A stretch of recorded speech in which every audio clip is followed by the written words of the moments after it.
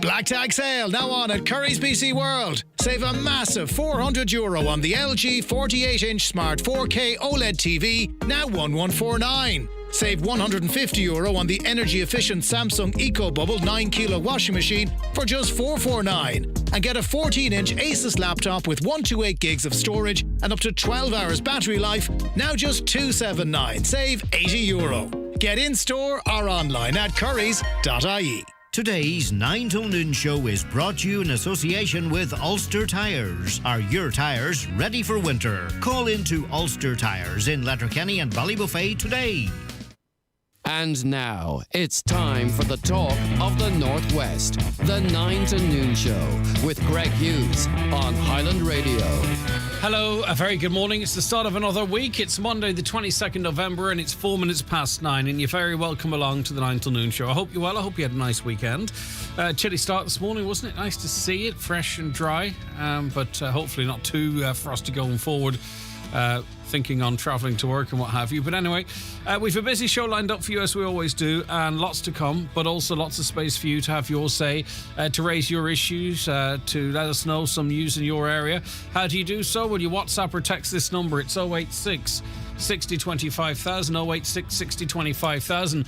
If you want to speak to Caroline, you call her in confidence, of course, on 074 91 25,000, and your emails come in to us via comments@highlandradio.com. A welcome to you if you decide to watch the programme across our social media. We're on YouTube, Highland Radio Ireland. You can click through our website, highlandradio.com, the link's there.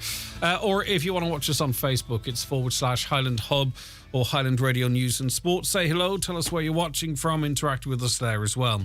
Let's start with a look at Monday morning's newspapers. The Dairy People Donegal News today. A decision not to increase commercial rates next year has been welcomed by one of Donegal's leading business groups. The budget book for 2022 reveals that despite its own depleted financial situation, Donegal County Council has not recommended a rise in the amount traders will have to pay. Letterkenny Chamber of Commerce Chief Executive Tony Forrester told the Donegal News the decision will come as a relief to businesses and business owners following a tough couple of years at the hands of the COVID pandemic. The Derry News this morning tells us that late night buses are to run in Derry over the festive period. TransLink Night Movers, those services are being introduced to help shoppers and festive party goers make the most of their Friday and Saturday nights out in the city this Christmas. Commencing this Friday, November 26th, additional late night bus and train services will make it easy for more people to choose public transport as their first choice for Christmas travel, with a range of departures on full Metro, Goldliner and train services. On to the nationals now, and the Irish Independent tells us that thousands of primary pupils and teachers are out sick with COVID-19 every day as infection levels soar around the country. In the first 2 weeks of November alone, a minimum of 3,726 pupils and 605 teachers tested positive. Now, that is a big number, but the school-going population is 1 million, isn't it? We have 1 million students in schools, but still, that was only in a survey of about a quarter of primary schools. A gloomy snapshot of infection levels, teachers' absence and the extent of the substitution crisis has come to light in a new Irish National Teachers Organisation survey. Union General Secretary John Boyle, who we're trying to get in contact with, we're trying to get onto the programme, by the way. He's not avoiding us or nothing, it's just he's busy. We're trying to see if we can speak to him. He said it shines a light on a primary education system that's cracking at the seams. But again, listening to Tony Hoolan this morning, he insists that the majority of cases in schools are children catching it at home and going to school. That's what he says.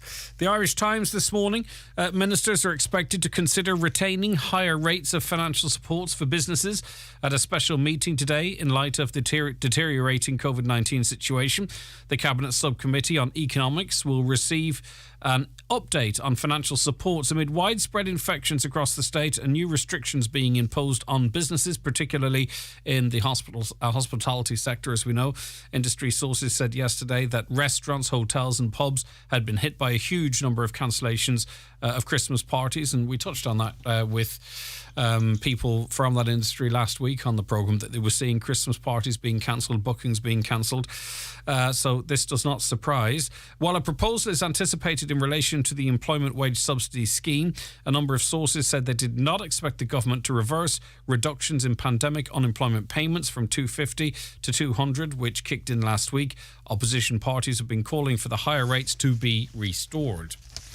On to the Irish Daily Mail now, and business looks like they're going to get a big boost in retail anyway, because the Mail tells us that tills will be ringing to the tune of $1.5 billion this Christmas, with shoppers set to splurge after saving billions during lockdown. Retail experts also suggest that the cancellation of many festive parties due to COVID restrictions will see consumers spending more in shops and online, with personal savings standing at €135 billion to September. That is an awful lot of money. It's looking like a cracking Christmas for retailers as long as supply chains hold up. On to the red tops now, those tabloids, and we'll start with the Irish Star. And the Garda's most secretive unit has been deployed to take on far-right groups involved in anti-vaccination protests. The Star has learned that the National Surveillance Unit has now been ordered to spy on the right-wing activities that are becoming more active all over Ireland and more of a concern for Garda bosses. The NSU is full steam on them now, as source said last night. It's a major deployment. The NSU is a hush-hush Garda organisation that normally mounts undercover operations against major gangsters and terrorists, and the fact that they've been deployed shows just how seriously Gardaí are taking the threat from right-wingers, as they're described here. The deployment comes as officers express concerns that right-wing extremists have infiltrated anti-vaccine and anti-lockdown protests and have taken root all over Ireland and are using them to spread their racist and bigoted hate. The NSU, who go undercover to carry out secret physical and electronic surveillance of suspects, are understood to have begun targeting the right-wing groups in recent weeks. Do we have right-wing groups? I mean, we do have individuals that might be classed as such. They might not like being classed as such, but do we have groups, collectives, collections in this country? I wouldn't be overly aware of them. I mean, you know of the, as I say, people that might be described like that. But anyway, Ollie is no longer at the wheel. What do you think about this news, if you're a Manchester United fan or not? I saw a lot of Manchester United fans that were screaming blue murder for him to be sacked and then crying into their cornflakes when it actually happened. But I suppose it is bittersweet in that he delivered so much as a player and not so much as a manager of late. And we can be quite fickle in the world of sport, can't we? But Ole Gunnar Solskjaer was hailed as a Manchester United legend yesterday, despite being sacked as manager.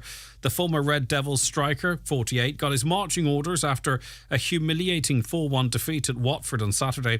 In an emotional farewell interview released by the club, now they sacked him and then he has to sit down with an interview with him. I mean, he's getting a lot of money for it, but still.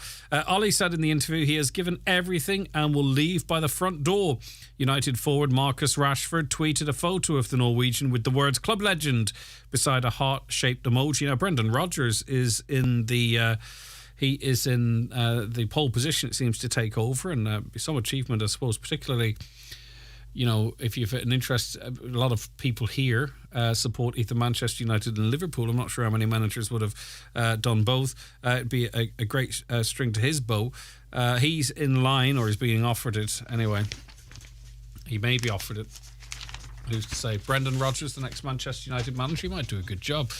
And in the least surprising news of the day, Boris Johnson has abandoned plans for a bridge connecting Northern Ireland with Scotland after a review recommended no further work. Now, I don't know what was going on with him when he thought this could have been an idea. But anyway, the British Prime Minister had asked for the UK's Network Rail chairman, Peter Handy, to do a feasibility study, but the review expected this week has concluded the 21-mile crossing would be too technically challenging and too expensive at an estimated €22 billion.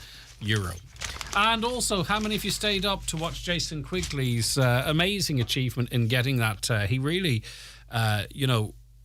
with the way how he handled himself in the lead up to that fight, to get that fight was a remarkable achievement. And he faced a tough challenge against Andrade. As we said prior to that fight, Andrade is an incredibly good fighter. He's such a good fighter that a lot of the top guys simply just do not want to take him on because he's so awkward and powerful, and they just don't want to fight him. But Jason Quigley put his hand in the air and called him out on social media and says, all right, I'll take you on.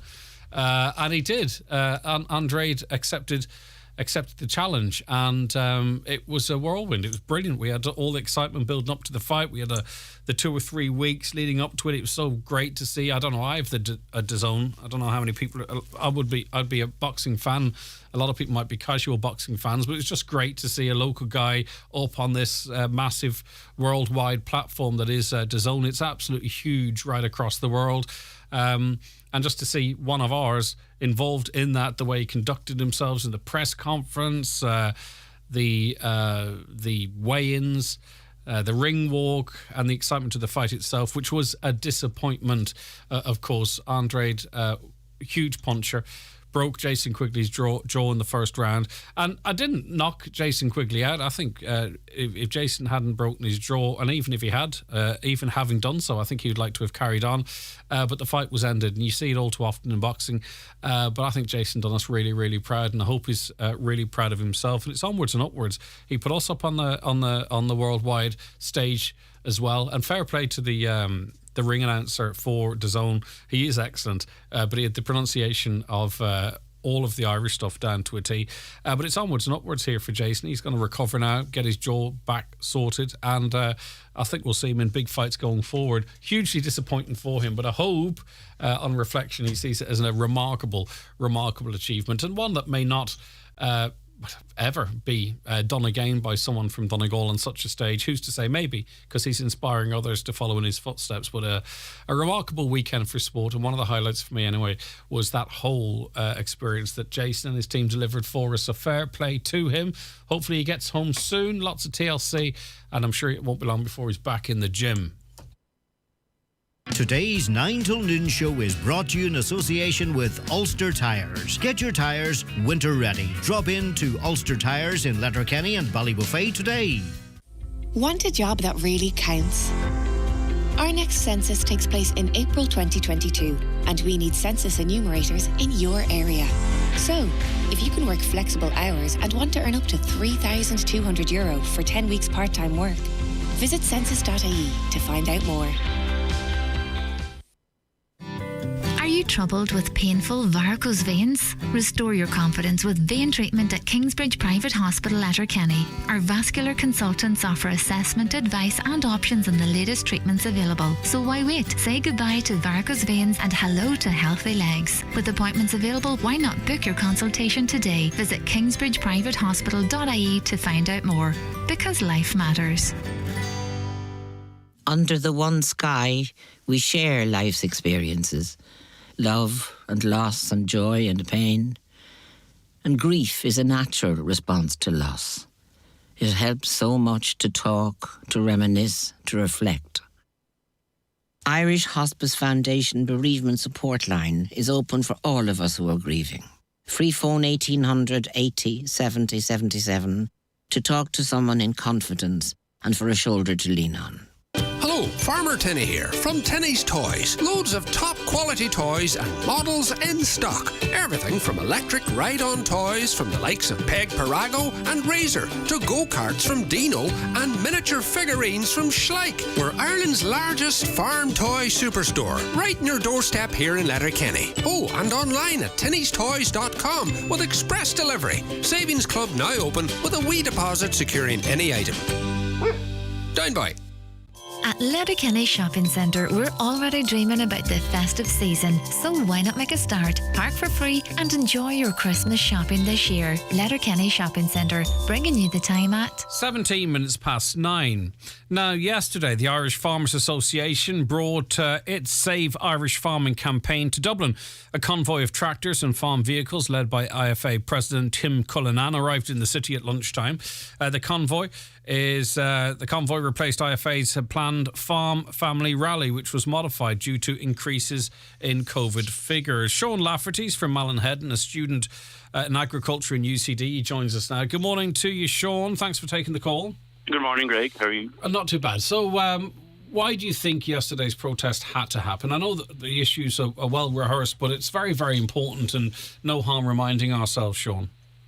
Well, I think it had to happen because there's always been more and more pressures added to Irish farming, and with the new cap that's been proposed, I think it just had to go ahead. It had to be highlighted. What was the turnout like? There was a lot of tractors. There wasn't many bystanders, but it was a very impressive rally. Very impressive. Myself judging it, I would say there could have been up on 100 tractors going through Dublin. It grabbed a lot of attention. Yeah, indeed. And of course, if you wanted to, you could have done it on a weekday or Saturday and got even more attention, but you just wanted to make the point. Well, I mean, like, when you look at the whole conversation that's going on now at the moment as it relates to like climate change, it always seems to come back to the farmers, that the farmers really, it's all on them, it's all down to them. And, then we're being told by the likes of Agriculture Minister Charlie McConnell that, adapting and changing will be good for farming, that, farmers won't be pushed out of the business, that they'll continue to make good money. In fact, some claims that they'll even make more money. But clearly, obviously, the IFA and yourself do not believe that to be the case. No, I believe farmers, they always have been, and they are aware of the massive gravity that climate change poses. And they're willing to work with the government, but they have to be reimbursed for their efforts as well. They can't do it for nothing. As it stands, only 30% of farm families are viable in Ireland, and the measures that are being introduced under CAP are only going to make that worse. But just in relation to that, and this is not my view, by the way, I'm just putting it to you because I'm sure there'll be someone out there thinking it or texting it in, Sean. Like, in any business, say it was, retail, or say it was in hospitality, or any business at all, right? If only 30% of the businesses in that sector were viable, the rest would go out of business, and the 30% would pick up whatever was left, right, and then become even more viable. That's generally how it works. Why is farming different? If 70% of those involved in it aren't making money, why should they be supported to stay in that industry rather than, maybe trying to find something else to do? And as I say, that's not my opinion, but Sean, you can imagine someone might be asking that question. Sure, yeah. Well, I think it's the backbone of rural Ireland, to be honest. And if the farmer goes, it cuts out so many other areas of life. Like, all the root of employment for most people in Ireland comes from farming in some way. Like, and when that's gone, what is left? Like, I don't think there's much. And do you think therein lies the problem, in that, let's face it, decisions are made in urban Dublin? That's where they're made. I'm not sure how many people in urban Ireland, and I could be doing them a disservice, realise the importance of farming, not just in terms of the economy, but in terms of our culture and supporting local communities. Is that the problem, in that, farmers are constantly fighting to prove their relevance? We know how relevant they are, but I just wonder, going forward, if there's enough support there right across the entire country to understand how the system works to support farmers, or are we going to see what's happening with the fishing industry, regulated out of it, and then people being paid effectively not to fish? Is that the future of farming in this country? Well, the current CAP proposals are aimed at reducing production. That's farmers are going to be paid to reduce production, and it's basically what's happening now. But I'm in Dublin here at college, and there is a massive disconnect between Dublin and the rest of the country. I don't think they really understand what goes on, or how relevant farming is to the rest of the country. Do they see it as just sort of a hobby? Do they care? And I'm not, as I say, this is a broad stroke, not everyone, but do they really care where their beef comes from, or where their milk comes from? Or is it more a case of, just hoping that it's on the shelves at a decent price when they go into their local supermarket? Is that part of the problem, or what do you think needs to be done to sort of try and educate people more then? I think it probably has to start at a younger age in schools, and have honest education about where your food comes from, and have no secrets, just have it plain to see. Because the truth is, if Irish farmers stop producing, the shelves won't empty. We'll have Brazilian beef, we'll have Eastern European beef, and other types of meat, of course. Milk will be sourced, although maybe milk's not as much of a part of this conversation. But, at the end of the day, we're not going to starve. Is that the problem, that people don't feel threatened by the threats to the agriculture industry, and that's why they just don't care with so much else going on in this world. I think so. Like, if Ireland reduces its production, it's just going to leave a gap in the market for somebody else to fill it. Ireland's one of the cleanest producers of food in the world, and sure, Brazil is massively wiping out rainforests to meet world demands in beef, and they can't even come close to competing with Ireland in regards of greenhouse gas emissions and carbon output. And I think reducing the Irish herd and all those kind of things, it's only going to do worse for the environment than what we're doing. Yeah, I know, but the figures for Ireland might look good, and then it's Brazil's problem. I suppose really the obvious question, and I've asked it before, is do you believe that this government, or even maybe any future government, is committed to maintaining and even perhaps growing the farming sector here in Ireland? I mean, because all signposts would seem to suggest that it's almost about like winding the industry down. That's what it looks like, but I wouldn't really be qualified to say. But that's what the evidence suggests, I suppose. They don't want to see much of the suckler man, and they're pushing everything, I suppose, towards the environment. Like. So what's next in terms of progressing this? More meetings, more consultation with the farming community. We seem to be in one direction of traffic, but what can the IFA and its members actually do to try and convince the government to take a different route?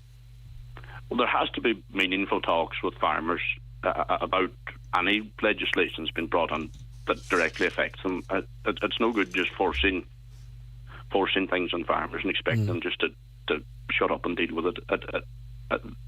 They have to be included in the decision-making process. Now, you're studying agriculture. Are you being taught, a different way of doing the business that maybe your parents or grandparents did? We're doing all nice new fancy systems, but at the end of the day, if they're not going to make that much more money if there's no farming to be done. Like, if they're not going to let you farm, you can have all the nice systems you want, but it's going to be no good. Well, John O'Shea pointed out on Facebook that they're going, that's what they've done with the sugar beet. We've seen what's happening sort of with peat, that we're not producing it here and we're importing that. The same with sugar, of course. We're not manufacturers of the raw product. We've seen what's happening with the fishing industry, boats being tied up, people being paid to do that. Is that what's next for farming? Like, is this a fait accompli? Do you think this is a tide that can be pushed back? Because we can see clearly what's went before. I think it can be. I don't think farming's by any means finished or over and out.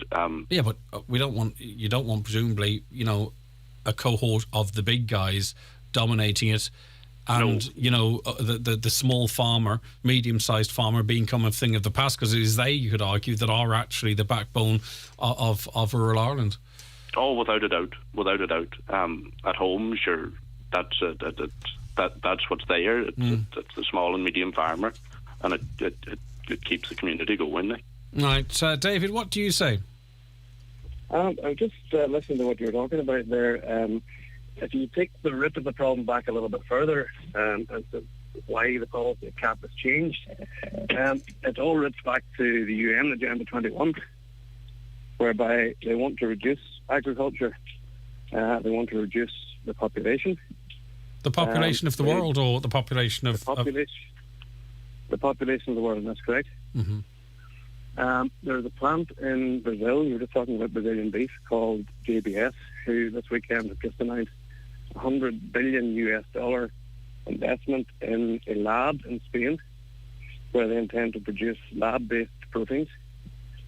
So your beef, your chicken, your pork, even fish, they want to produce that in a lab. And that is why they want to wind down farming in rural Ireland and rural everywhere else. Yeah, but if you look at the deals we're signing with the likes of Brazil's going to be producing more beef than it ever did. We've seen the biggest level of deforestation in the last year to facilitate that and other countries. You're suggesting that the Brazilians will be forced out of the beef market and artificial food will be made in a laboratory in Spain, and this is to populate the world. That's part of the plan. That's part of the plan. That's correct. Right. The beef industry as a whole is being squeezed back further and further and further. In our own country, we have, if you see the massive shift over to dairy in this country, that is because that's the only viable way to go. Factory farming and sheep farming hasn't been viable. Once you have an entire country producing one product, it's very simple for a central government, the likes of the EU, to say, right, you haven't been good boys this year, so we're going to reduce the cost of milk, the price of milk. As a control mechanism, it brings down your rural economy. And say, for instance, is there a theory as to, we have a population of, say, 5 million, 6.5 million on this island. As part of Agenda 21, is there any suggestion as to how many people they would sort of want living on this island? The figures for Ireland, I'm not sure of, no. But if you read through Agenda 21, the general plan of things is to reduce the population, urbanize the population, rewild. I think it's 47% of American farmland. I think that's the figure stated in it, that they want to rewild. And who's pulling the strings, David? Who's behind this? This is all coming from the UN. The United Nations? The United Nations. Right. The United Nations, the only country in the world that they don't have power over is Palestine. Every other country in the world has signed up to basically allow the UN, which is completely and utterly, they're not regulated in any way. They're completely indemnified in law. They can't be prosecuted by anybody, can't be taken to court. They are basically untouchable. And you're saying any country at any time. You're saying that the Russians, the French, the Germans, the Chinese, the Americans, the Canadians, North Koreans, South Koreans, you're saying they're all complicit in this, yeah? Absolutely, every country in the world is complicit in this. All right, okay, David, I hope you're wrong. I very much hope I'm wrong. I'd love to be wrong. I fear not. Okay, thanks, David. I appreciate it. That's the Agenda 21 theory that's out there. I don't know if you want to comment on that, Sean, or more stay to the more immediate local issues. Let me bring in Michael Chance here, who's a farmer and former chair of IFA in Donegal. You were at yesterday's protest, Michael. Good morning to you. I was, yeah. Right. What's your view on where we're at, where we need to go? I think Sean has covered it very well. And there was a nice little aside there yesterday. Back in February at our AGM, a resolution was put to the president of IFA that we would send a letter of support to the Indian farmers. And he immediately did that. And as you know, they have just fought a long battle. They've been at it for over a year, and they finally got the Indian government to back down. And some representatives from I suppose, the IFA equivalent in India were represented at that meeting, or came over, or were here for this protest? When we arrived yesterday, there was 3 of them handing out water and mixing with the crowd, and we were delighted to see them because it's wider than to see our colleagues from other countries and so on. Now, I mean, obviously, you talked about the success. India is its own country. It makes its own decisions. Much of what happens here is dictated to us from Brussels, as we know. With that in mind, could Irish farmers, if organised correctly, achieve the same outcome as their Indian counterparts? Well, it shows what determined unity can do, and the simple reason why the Indians finally won was down to there's elections coming up. Mm. And, but therein, Michael, is, and this is what I was sort of talking to Sean a little bit about, it's that buy-in, from the general population. The majority of our population live in urban Ireland, and I'm not saying they don't understand the farming industry. You guys are in it. Maybe you know better. Maybe you can deselect the odd TD on the West Coast and what have you, but really, could an election in this country, given its population spread, be fought on the future of farming? Well, there's still a very strong rural voice, a wider rural voice, and I think that needs to be galvanised too. And, to the importance of farming to the whole fabric of the rural community. Yep. Okay. People getting that. Listen, thank you very much, Sean Lafferty and Michael Chance. I appreciate it greatly. We're going to stay on this topic. We have Tom Boyd, Donegal IFA PRO. Good morning to you, Tom. Morning, Greg. How's things? Not too bad at all. Right. So what's your views? Well, just to go back on what you spoke with Sean there about. What impact would the downgrading of the farming industry have on Ireland? Tell us. Yeah, so you take, for instance, here, we're in Donegal. Here I'm West Donegal myself. Donegal, there's quite a large bit of employment, whether it be directly or indirectly from agriculture. Yeah. The effects that losing, whether it be small farms or big farms, will have on the rural economy will be devastating. You take, for instance, farms, we employ so many people indirectly, whether it be, the mealmen delivering the meal with the lorry drivers, whether it be fuel, we all have machinery that break down, so mechanics rely on us for work.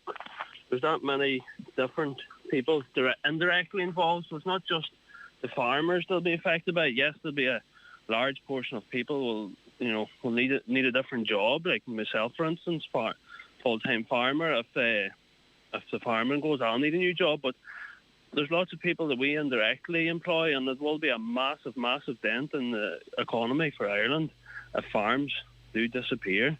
I'm not sure the government quite realise how much of an impact it'll have on the economy. And I think maybe we in the general population maybe don't realise that either. Is that possible? Yes, you're quite right on that point, Greg. I don't think people understand how much farmers spend. There was a survey done a few years ago, and for every €4 a farmer earns, he spends €3 off it again, whether it be on the locally or nationally. That's a massive lot of money. Like, there's a lot of farms, if they earn 400,000, they're spending 300,000 of that again. That's a lot of money into the economy. Yeah. And I suppose, I'm not sure if it's being orchestrated, but, there will be a lot of people going off farmers. They're always moaning, or the usual stuff that goes on. Tom, almost. I think we need to think back when we were in recession. The entire country, everyone depended to a great extent on the farming industry. It was one of those industries that kept going, that helped support the country. But we soon forget, don't we? Yeah, we think back to the recession, or even back to last year when the start of the pandemic, the COVID-19 pandemic. The farmers had to continue, and we kept a lot of people that in work, so to speak. Again, back to farmers still needed meal delivered, so them lorry drivers were still had work they had to go to. And you could say, okay, maybe it wasn't the best thing having to go out through and mix, but it affected a lot of people's mental health, not being fit to get out and about, where these people were directly had to go out, and it made an effect that way. But you go back to the recession, farms did continue. There was a massive financial pressure on farms at that stage, but they still had to continue, and we still had to employ people, whether it be the mechanic down the road to repair tractors or whatever. It had to be done, or the vet or whatever. Yeah, see, I just wonder if this is a long-term thing, Tom, because, what we have seen in other industries is that it becomes so difficult and it becomes so hard to make money that the next generation simply doesn't get involved in it. The likes of our last caller, he pulls out of college and says, stuff this, I'll try something else. You know, maybe your son or daughter, Tom, goes, you know, I saw how hard Dad worked and how hard he had to fight. I don't want to go down that road myself. You know, next thing we're talking about, and we talked about this last week, you know, solar panels in fields rather than cattle. Do you know, I wonder, once this generation stops fighting, is there another generation coming through to say, hold on a second, farming's really important to this country, or will it just fade away?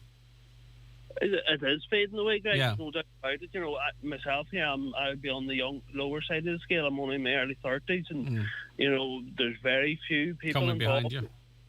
The very few people involved at my age with agriculture. If you compare it to maybe 30 years ago, there would have been more at that stage, you know, and it is a hard life, and it is a slog, you know. You earn every penny that you get, but I think it's, you know, back to what Sean said earlier, you know, it's an educational thing, you know. It possibly needs to be taught in schools, the importance of farming to the community. But that requires the government, who effectively, you know, would set the tone of the conversation in schools, and they do. That would require a government that sees, you know, the agricultural sector as is, the industry as is, being retained and growing. Do you think that appetite is there, you know, in the seats of power in Dublin, or would they just say, you know, it's who cares if it's Polish or Brazilian or whatever type of beef it is? You know, you need for what you're talking of, it requires a buy-in from a government level. Yes, that's correct, Greg. Yeah, no, the government clearly don't back Irish agriculture. You know, they're quite happy to make deals in Europe for whatever reasons it be to cut Irish production in favour of, you know, it's fine, we can get beef from Brazil, it'll be cheaper than supporting our own Irish farms. Because we hear far more about foreign direct investment and data centres, for example, in conversation than we would agriculture. Yes, that's correct. You know, instead of pushing that, you know, we in Ireland produce one of the most sustainable products. Our beef is one of the most sustainable produced in Europe and in the world. But instead of the government pushing that, they're pushing, you know, well, okay, we'll import beef from there if you give us that. And, you know, that's the start. The root of the problem is that the government are not backing the Irish farmers in any shape or form at all. All right. Listen, Tom, thanks for your input. I appreciate it. Well done. Thank you. Thanks, Greg. All right, Tom, take care of yourself. Before a break, let's bring in Charlie. Hi, Charlie. Good morning. Yes, Craig. How are you? I'm all right. What's your views? No, just I think like there should be more. It should be more local food. Like, you know, that the government should be, you know, helping the local produce more. We seem to be, you know, we're always under pressure from foreign imports, like, and we're being restricted all the time for different things. Yet at the same time, we can bring in food from outside of Europe. They're able to use stuff that we're not allowed to use, and they're able to bring that in. Like, you know, I think like you know, if you take like between the pandemic, you know, and Brexit and all that, the logistics of even getting stuff in. You know, there's chatting about even there could be a shortage of things coming up to Christmas and all that sort of stuff. You know, if we do, like, if there was more emphasis on local produce, like local vegetables and stuff like that, you know, now I don't know what way the government would go about it, like, but I mean, if there was more of that. Well, you could also tie that into the climate, because what is the sense in us importing stuff from very far away? With, you know, obviously it's going to have an impact in the environment when it could be produced locally and have a much shorter, you know, a much shorter journey from production to sale. Yeah, exactly. That's the way it should be. Like, you know, but the trouble is, you know, we're being restricted all the time with the produce that we're doing. Like, you know, yet at the same time, the foreign stuff can come in, and there's no you know, no regulation on it at all. And if the truth be known, isn't it the case, Charlie, and I don't know the ins and outs of it, but a lot of the restrictions you talk of probably come from Brussels, not from Dublin, and then there are other countries under Brussels, so to speak, that benefit from that. You know what I mean? So, like, are these decisions that are impacting us greatly really being made in our own country? You know, you could say the same with fishing. You know, look at the great quotas the likes of the French fishermen have, and look at our poxy quotas we have for our own waters. You know. Yeah. Oh yeah, it's ridiculous. Like, I mean, it is. I mean, the rules are made from Brussels. That's for definite. And I suppose that's why we're kind of the farmers are kind of tied, because we depend on the premiums, and if they've got the stick over our head, and if we if you go anything wrong, we're cut on our premiums and stuff like that. But we need the premiums because we are producing stuff at a loss, really. But then, like I say, at the same time, we're being, the pesticides are being cut. We're cutting on early fertilizer, all that sort of stuff. Yet at the same time, out in foreign countries, they can do whatever they want and put them in, It has to, at the very least, be a level playing field. If you chat about Brazil, sure, they're using the way hormones and all that sort of stuff, and who's to say that stuff's not coming in, Yet that's banned here, and you could say, what I'd say is, if it's a level playing field, fair enough, But if we're being restricted with one hand behind our backs, yet at the same time they can go on ahead and produce away and import the stuff in, we're really up against it. Yeah, and it's from all different directions as well. Listen, Charlie, thanks for your input. Great stuff. I appreciate it. We'll have more calls on this after this short break. Today's 9 till noon show is brought to you in association with Ulster Tyres. Winter is coming. Get your tyres winter ready. Call in to Ulster Tyres in Letterkenny and Ballybuffet today. Bring it back up. Now celebrating at Zalando, the perfect look for your every mood. Enjoy our Cyber Week deals with up to 70% off streetwear, winterwear, gifts and more. Discover all our Cyber Week deals on Zalando. Bring it back up. Show your appreciation for Donegal business this Christmas with Buy Donegal. Visit buydonegal.com to see a host of participating businesses and special offers to start your shopping list. To get involved, buy a product or service from a Donegal business and share on social media. Buy Donegal takes place from the 5th of November to the 31st of December. For more, visit buydonegal.com. Shop LK at Brian McCormick Sports and Leisure, Main Street, Letterkenny. Christmas Club now open. New ranges of clothing for boys and girls from Nike, Adidas and Under Armour. Adidas tracksuits from only €45. Nike quarter zips with matching bottoms from only €25. Join our Christmas Club today. Check in store for details. Look the part, play the part. In store or online. Click and collect on bmcsports.ie. Pick a room in your home, one that's maybe been overlooked, that you've put on the long finger and now needs a bit of attention. Think what a difference a new floor covering, a change of furniture or some stylish accessories would make. At Grow Furnishings in Letterkenny, you'll find a huge showroom filled with dining room, living room and bedroom furniture. Also floor coverings, home accessories and so much more. Be inspired at Grow Furnishings, Kiltoy Road, Letterkenny. This Christmas, we've offers so good it's impossible to choose. Like Christmas dinner, now 1 month's heating. Presents for the kids, 2 weeks' rent. And winter jackets, only this week's electricity bill. Many families will face impossible choices this Christmas. Please support the St Vincent de Paul annual appeal. Donate locally at svp.ie or call 0818 176 176. Donegal's favourite SUV, the Kia Sportage, is going all new for 2022. Call to iMotors on Saturday the 27th and Sunday the 28th of November and see for yourself the amazing new spec, technology and value. Test drive and buy the new Sportage at iMotors. Call 074 91345567. Letterkenny Shopping Centre is where real Christmas begins. Get everything you need for the festive season with a wide range of gifts, food and services. Park for free, have a browse, grab a coffee and actually enjoy your Christmas shopping this year. Thank you for visiting Letterkenny Shopping Centre this Christmas. So, Henry O'Donnell is the National Counsel for the INHFA, another farming representative group. How are you getting on, Henry? Oh, good morning, fine, great. As far as you see, what's happening, Henry?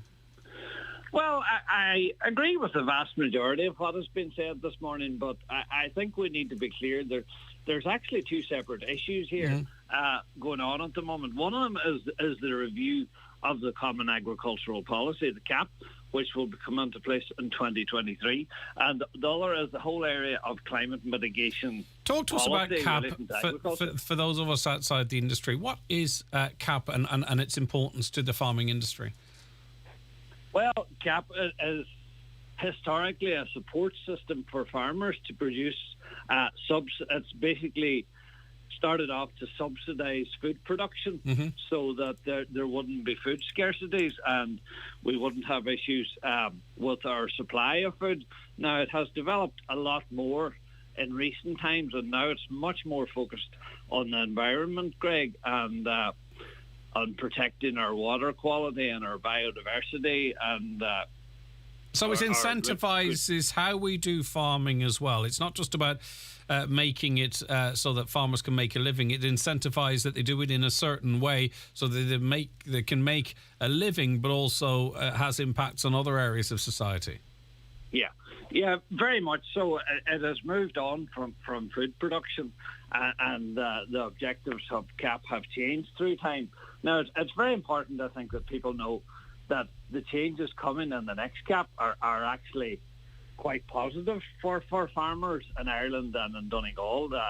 There has been much more fair systems going to be introduced in the next CAP where farmers are paid equally for doing the same measures. So in other words, that money trickles down more to the small and medium-sized farmer too then? Yeah, and there even is provision in the next CAP to give additional payments, basically what's called a front-loaded payment to smaller farmers, where they get more money on smaller hectares to make them more viable. So we need to be aware that the next CAP, as relating to supporting farmers, is quite favourable. Yeah, that's not a widely held view, Henry. Not everyone feels that the case, but you do. You certainly do.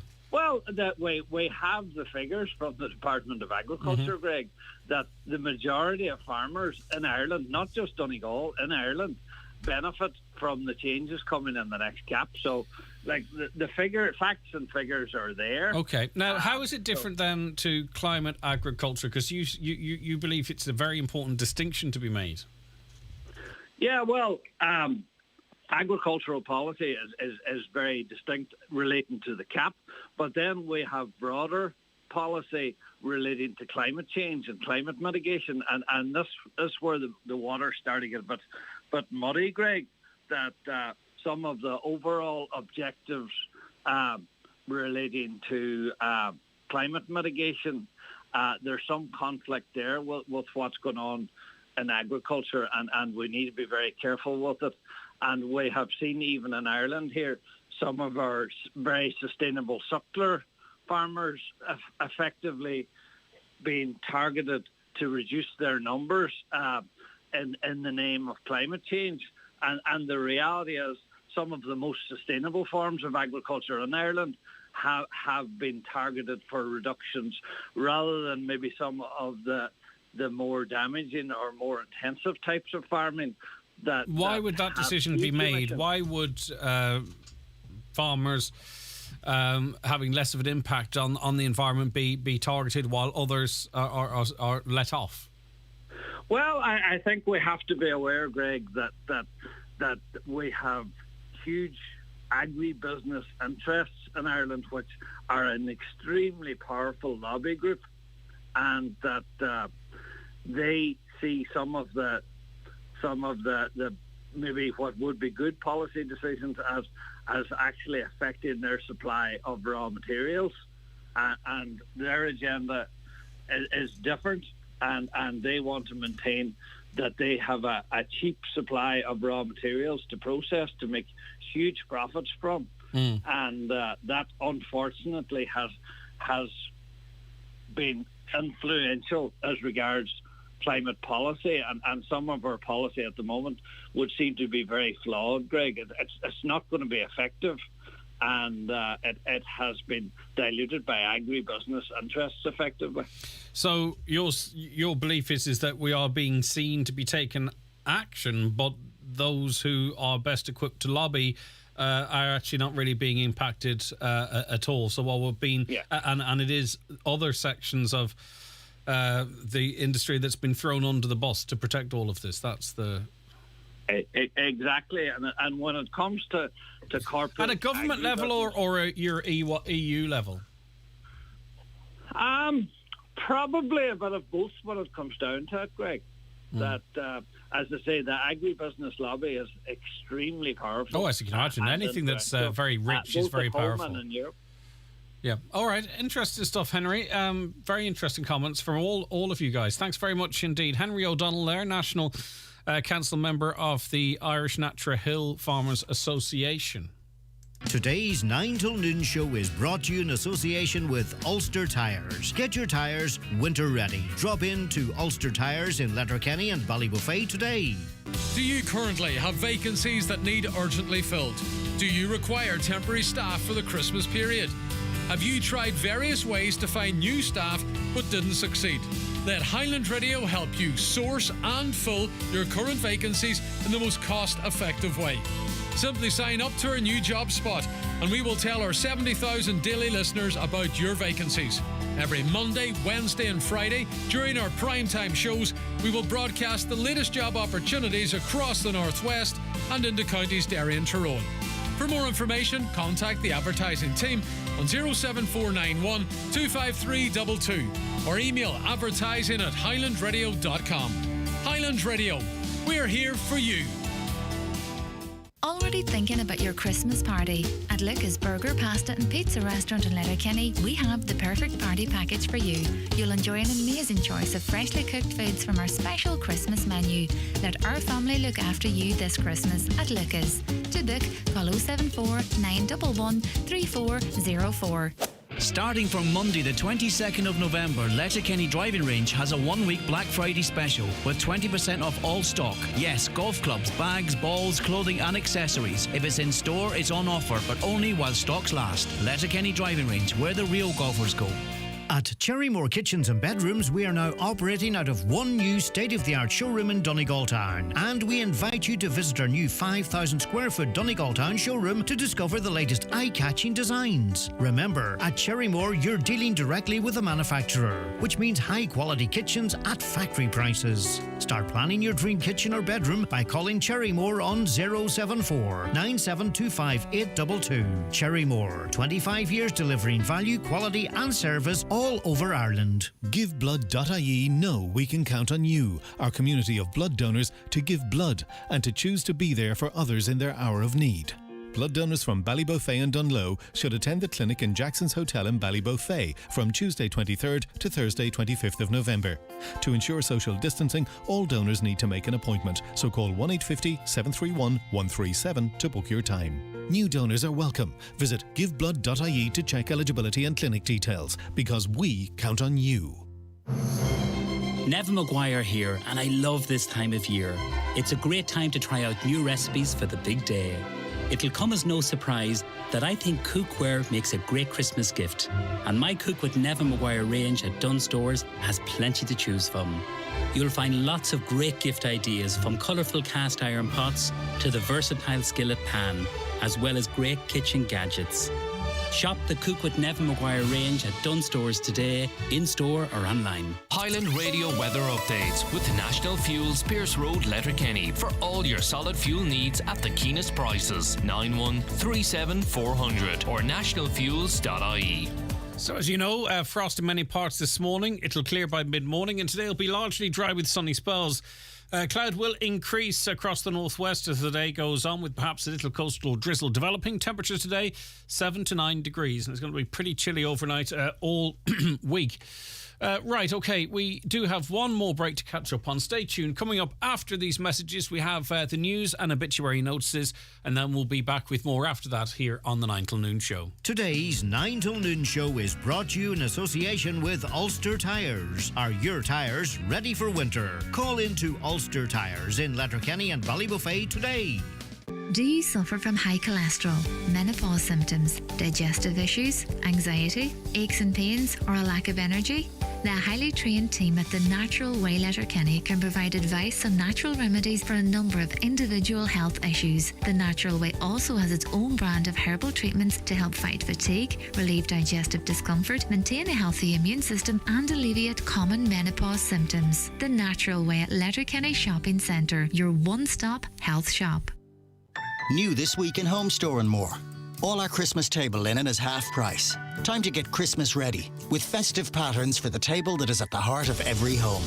But better hurry, Because when all our half-price Christmas table linen is gone, it's gone. Also, all Christmas tree lights are still half price.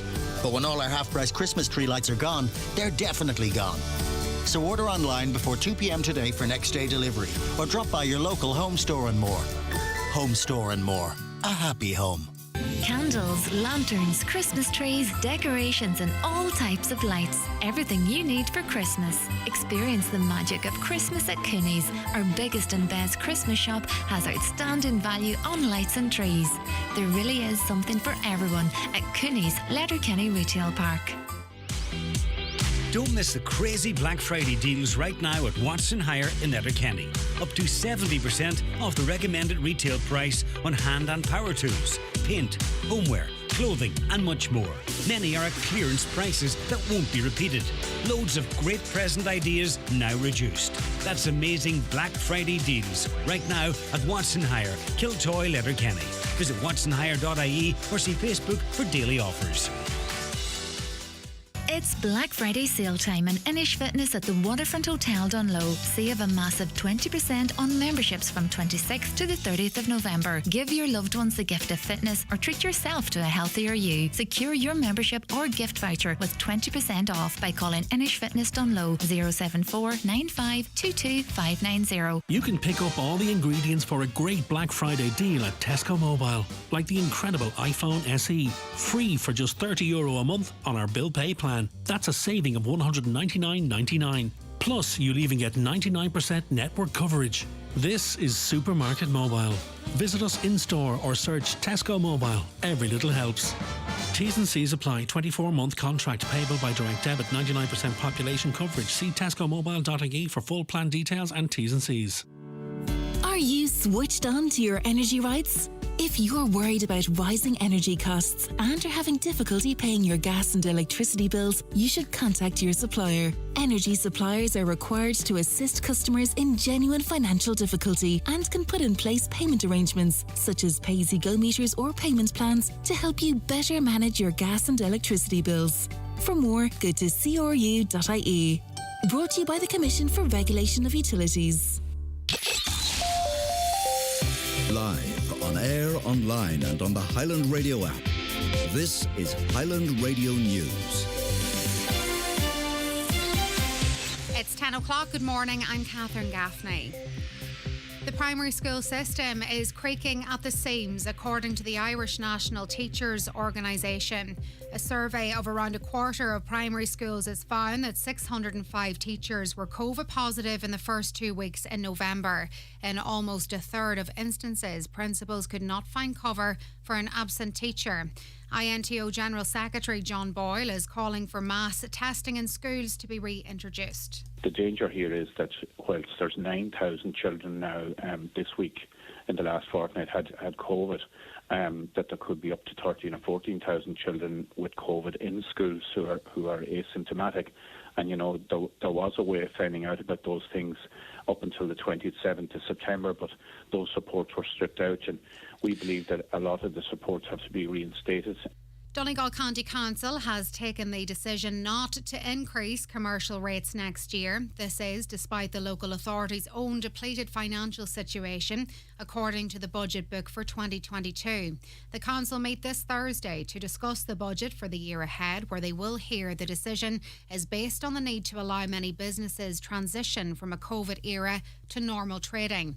But Councillor Nicholas Crossan says a re-evaluation, which was put on hold due to the pandemic, will be looked at next year. So what we have to do is we plan ahead for a year. Obviously, this is what our budget is. It is very, very challenging. It is very challenging every year for it. There is a revaluation that was put on hold because of the pandemic of businesses and how they're going to be rated going forward. And that there we'll have to look at that next year and see how that what way it affects businesses. Some will pay more, some will pay less. So we have to look at that next year. The Chief Medical Officer admits that closing pubs and clubs at midnight won't have a significant impact on its own. NPHET will meet again on Thursday, but says it will be too soon to assess whether recently introduced measures have worked. 4,181 COVID cases were confirmed yesterday, while 682 people were in public hospitals last night.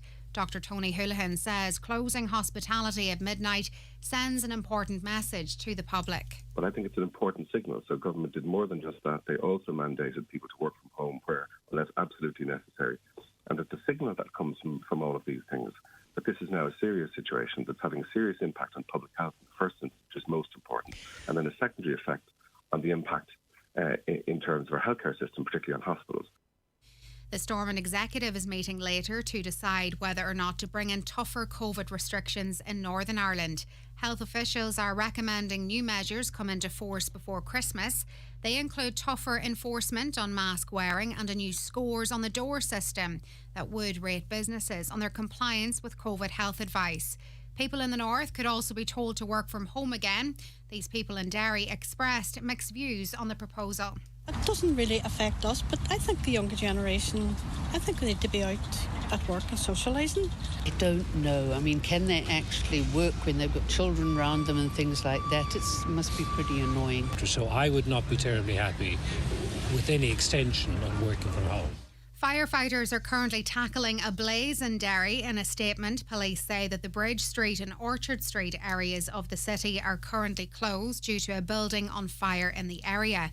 People are advised to avoid the area while crews work to bring the fire under control.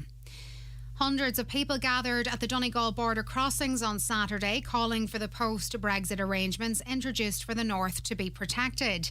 The latest protests, organised by border communities against Brexit, come amid growing fears that Britain could trigger Article 16 of the protocol arrangement, a move which could see a return of a hard border in Ireland. Donegal spokesperson Tom Murray says further protests could be on the cards. Our protest on Saturday was to highlight a public awareness campaign again around the threat of Article 16 being imposed and the impact that would have on the region. And it was very, very successful. So a message was sent clearly to governments on this island and the government in London. And we had representatives of nearly all political parties on the island at the protest bar one. So I think, yes, the protest was somewhat effective, and if necessary, there will be further protests.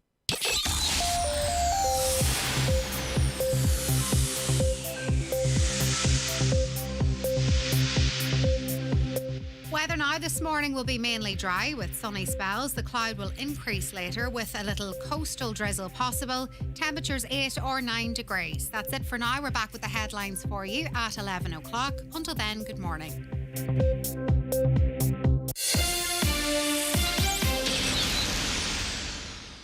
The obituary notices for Monday morning, the 22nd of November. The death has taken place of Sheila Meehan, Ard Erin Moville.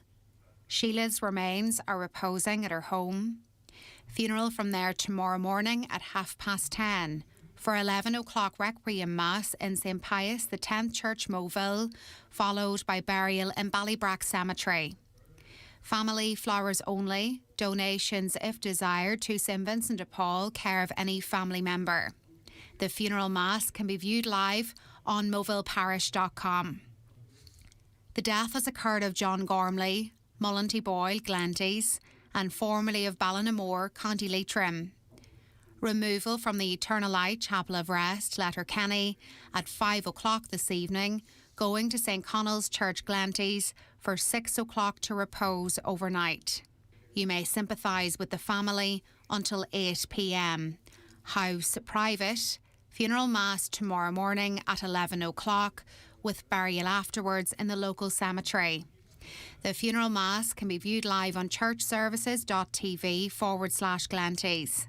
Family flowers only, please. Donations in lieu if desired to Killybegs Community Hospital, care of James McGuinness, Funeral Director, Glanties, or any family member. The death has occurred of Marie Doherty, Neil Lynch, Linsfort, Buncrana. Her remains are reposing at her late residence. Funeral from there tomorrow morning at 11:15, going to the Star of the Sea Church, Desert Agony, for funeral mass at 12 noon. Interment afterwards in the adjoining cemetery. The requiem mass can be viewed live via the parish webcam. Family flowers only, please. Donations if desired to the dialysis renal unit, Altnagalvin Hospital, care of Derek McCabe, Funeral Director, or any family member. The death has occurred of William James McGoldrick, 97 Tullycar Road, Ahayarn. Requiem Mass will be celebrated this morning at 11 o'clock in St Patrick's Church, Ahayarn, with interment afterwards in the adjoining churchyard. The house is private to family and close friends. The death has occurred of Gillian Coyle, number 7 Orchard Grove, Newton Cunningham, reposing at her late residence.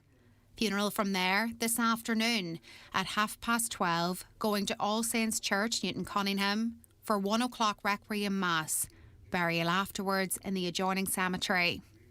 The funeral mass may be viewed on newtoncalais.parish.com.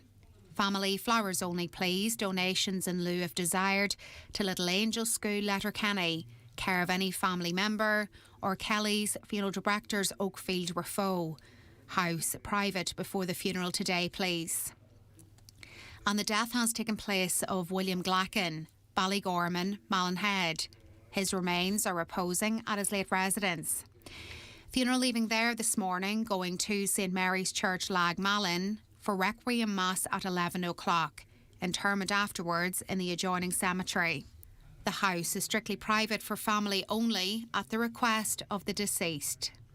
For more details, including any family health guidelines for wakes and funerals, please go to highlandradio.com.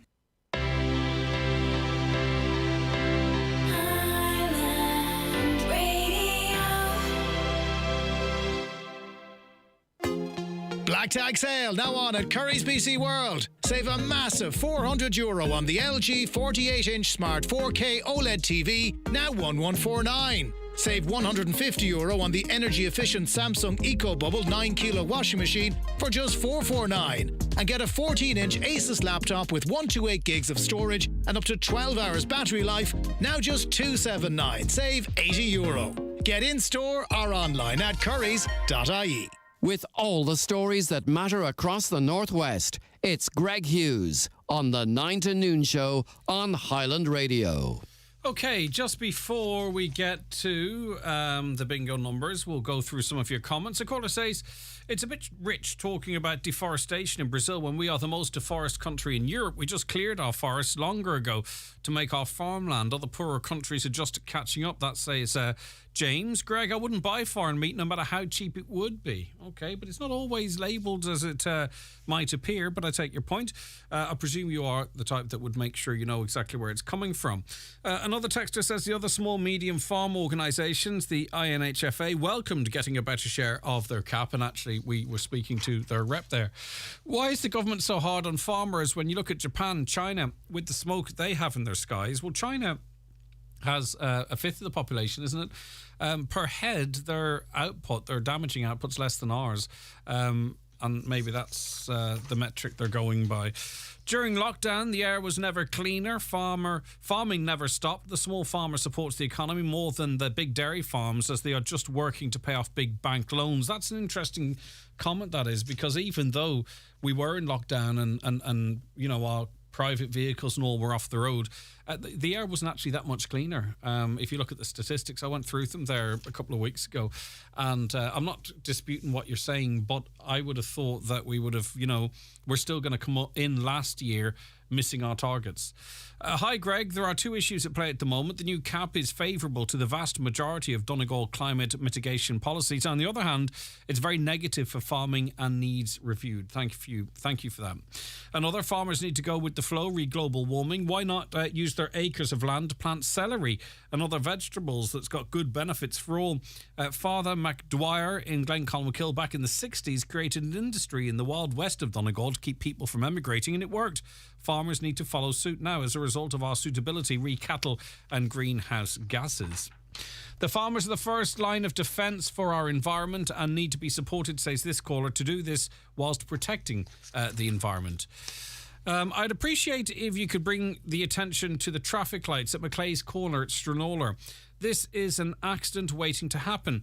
If you're on the lane turning to Letterkenny on the Stranraer side, turning right, you don't always get the arrow to turn right. The arrow only goes on sometimes, not always.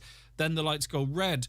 People on the right lane are stuck. Right, okay, that's interesting. I don't come in that direction. You're talking about coming from the the Lifford direction. So instead of going on to Ballybofey, you'd be turning right to Letterkenny. And you say that right-hand indicator, the traffic light indicator, does not always appear. I wasn't aware of that. Anyone else spot that? 086 60 25,000.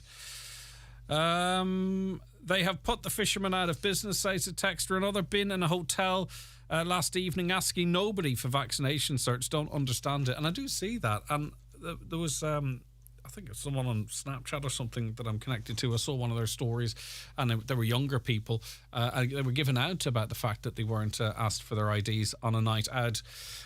These selfish vaccinated, boosted people going on an airplane to holiday, risking bringing new variants of the virus back. What happens when the vaccines are no good for new variants? It's the vaccinated and travel that will kill millions of people. All right, I see what you did there. Okay, thanks for that. Right, okay. How much emission did the farmers cause in Dublin yesterday with all the big tractors? I suppose they would say it's a means to an end, wouldn't they?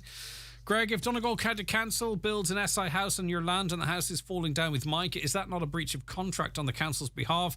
Is it not they that supplied a product that's not fit for purpose? Right, a lot of news emerging over the weekend, by the way, as it relates to mica. Obviously... we, from our perspective, we have to go through a few checks and balances before we can cover it as we would like to. So I think people understand that you can say certain things and they be true on a different platform, what have you, and we have to just go through certain processes. Right, I'm a small retailer in Letterkenny, and we have faced one thing after another the last 2 years. Why is it that the council wait until November and December to do roadworks? I understand that budgets need to be used up, but this is every year. Surely these budget spends should be better looked at. I'm trying to encourage people into town to shop local with discounts, and they face this traffic and think to hell with it and go elsewhere where I just about managed to stay open. It's tough, and there's enough going on, isn't there? Enough challenges in businesses, but when could they be done? Maybe doing them at night might be the solution. I don't know. But like, if you didn't do them now and you did them in January, would people say, well, it's the January sales?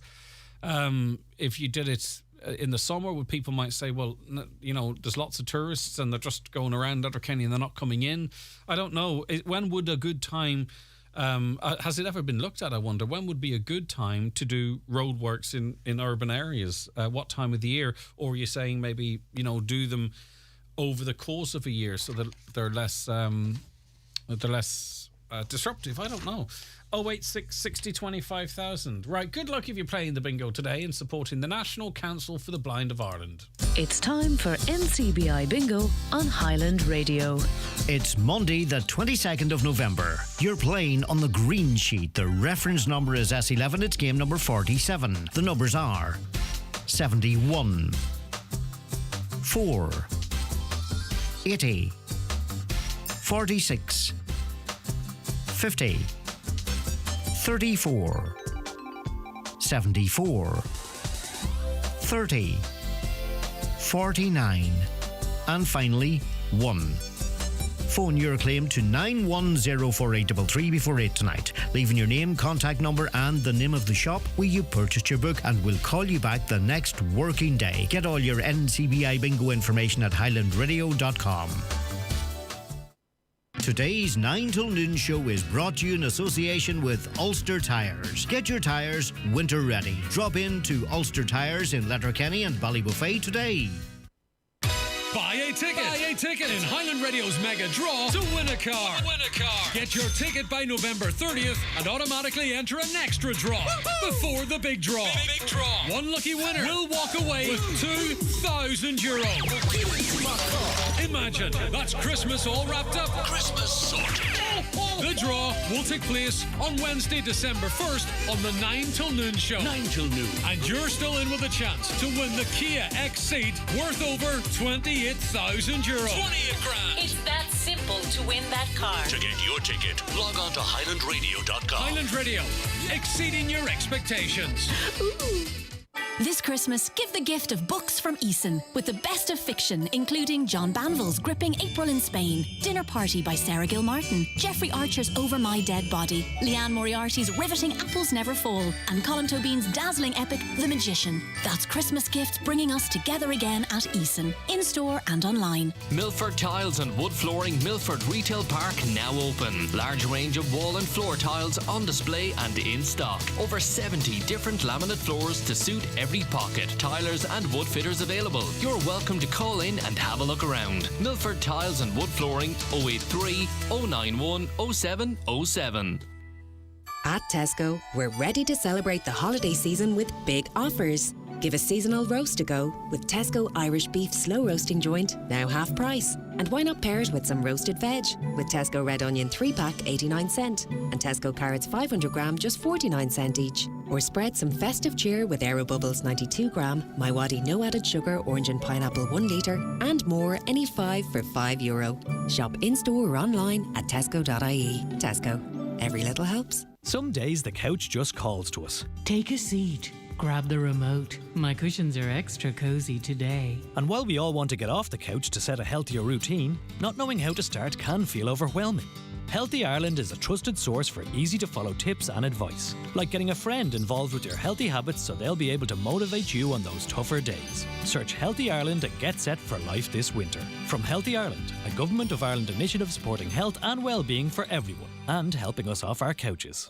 Christmas is well underway at Letterkenny Shopping Centre. Park for free and get everything you need.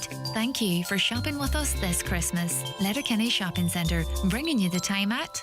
The time is 19 minutes past 10. Now, 605 school staff reported contracting COVID-19 in the first 2 weeks of November. That's according to a survey by the Irish National Teachers Organisation, which is warning the primary school system is creaking at the seams. It's calling for immediate review of public health supports in schools. Now, the president of the INTO is John McKeown. He joins us now. John, thank you very much for joining us today. I think you might be muted there, John. Are you muted, John? I think you may well be. Hello, John? No, I'm having difficulty hearing you there. Right, let me just see. No, it's not your problem. We'll put John out and then take him back in again with a view to getting that situation resolved. We'll see. We'll try it one more time, and if not, we'll switch to the phone.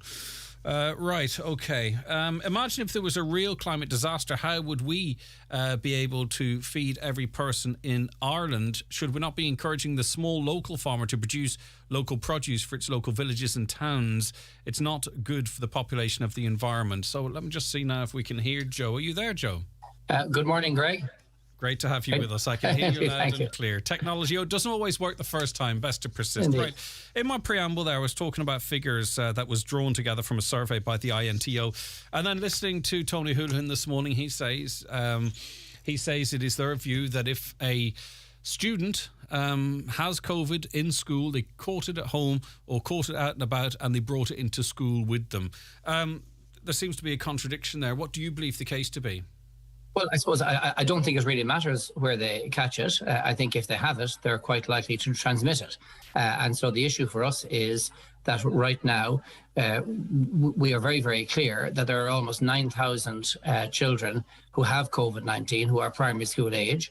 We also know that from the government's own figures that there are probably 14,000 primary school children who are asymptomatic and who are in our schools who have COVID, and we don't know who they are. So we think contact tracing is really, really important. In our survey, we could see that 3.2% of the pupils in Donegal in the past 2 weeks had COVID. And it's not about where they got it, it's about what happens when they have it. And that's the issue we want to address. But is that not just really a reflection of the wider community spread of this disease? You know, it is in line. You talk of that.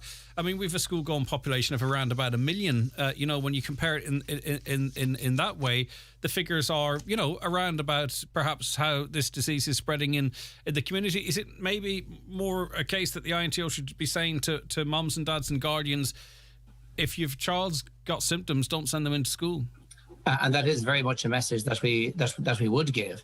But one of the differences that we find is that if you get if a child tests positive for COVID-19 at home, Mammy or Daddy can ring the public health and get public health advice as what to do.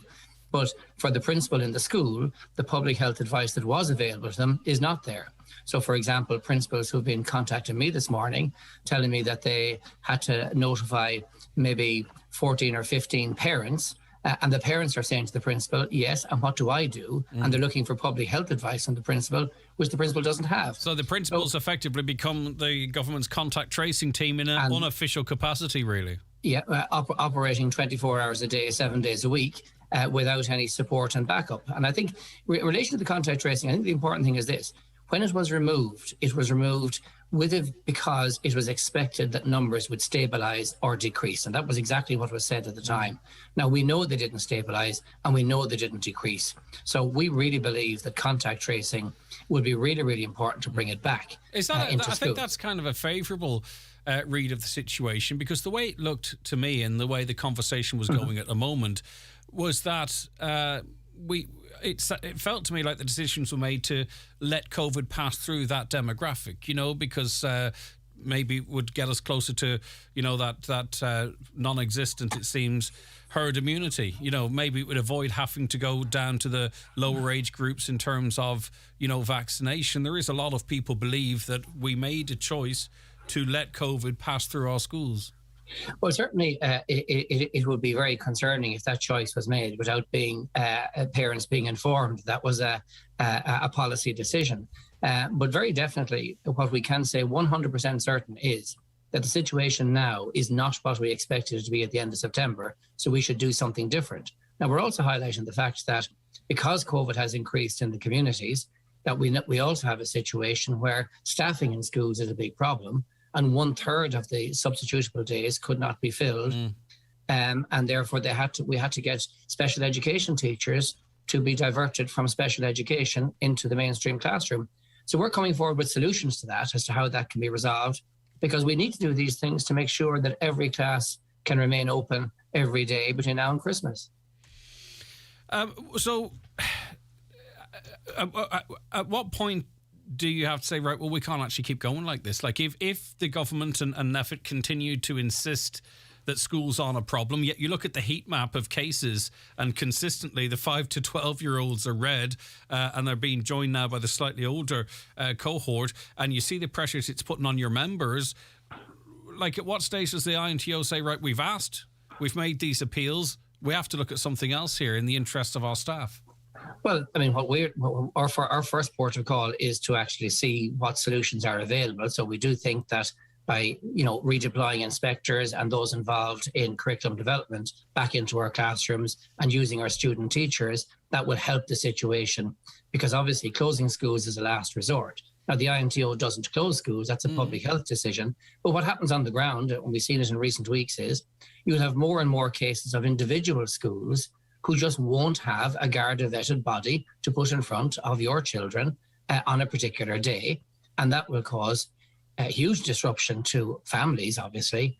And we need to do something to stop that happening. So we need to get extra bodies from the inspectorate, from the curriculum development area, from the student teacher population, because a principal at 7 o'clock in the morning, hearing that a teacher has COVID or is a close contact and can't make it in, has a very short time frame to get a Garda-vetted body in front of that class.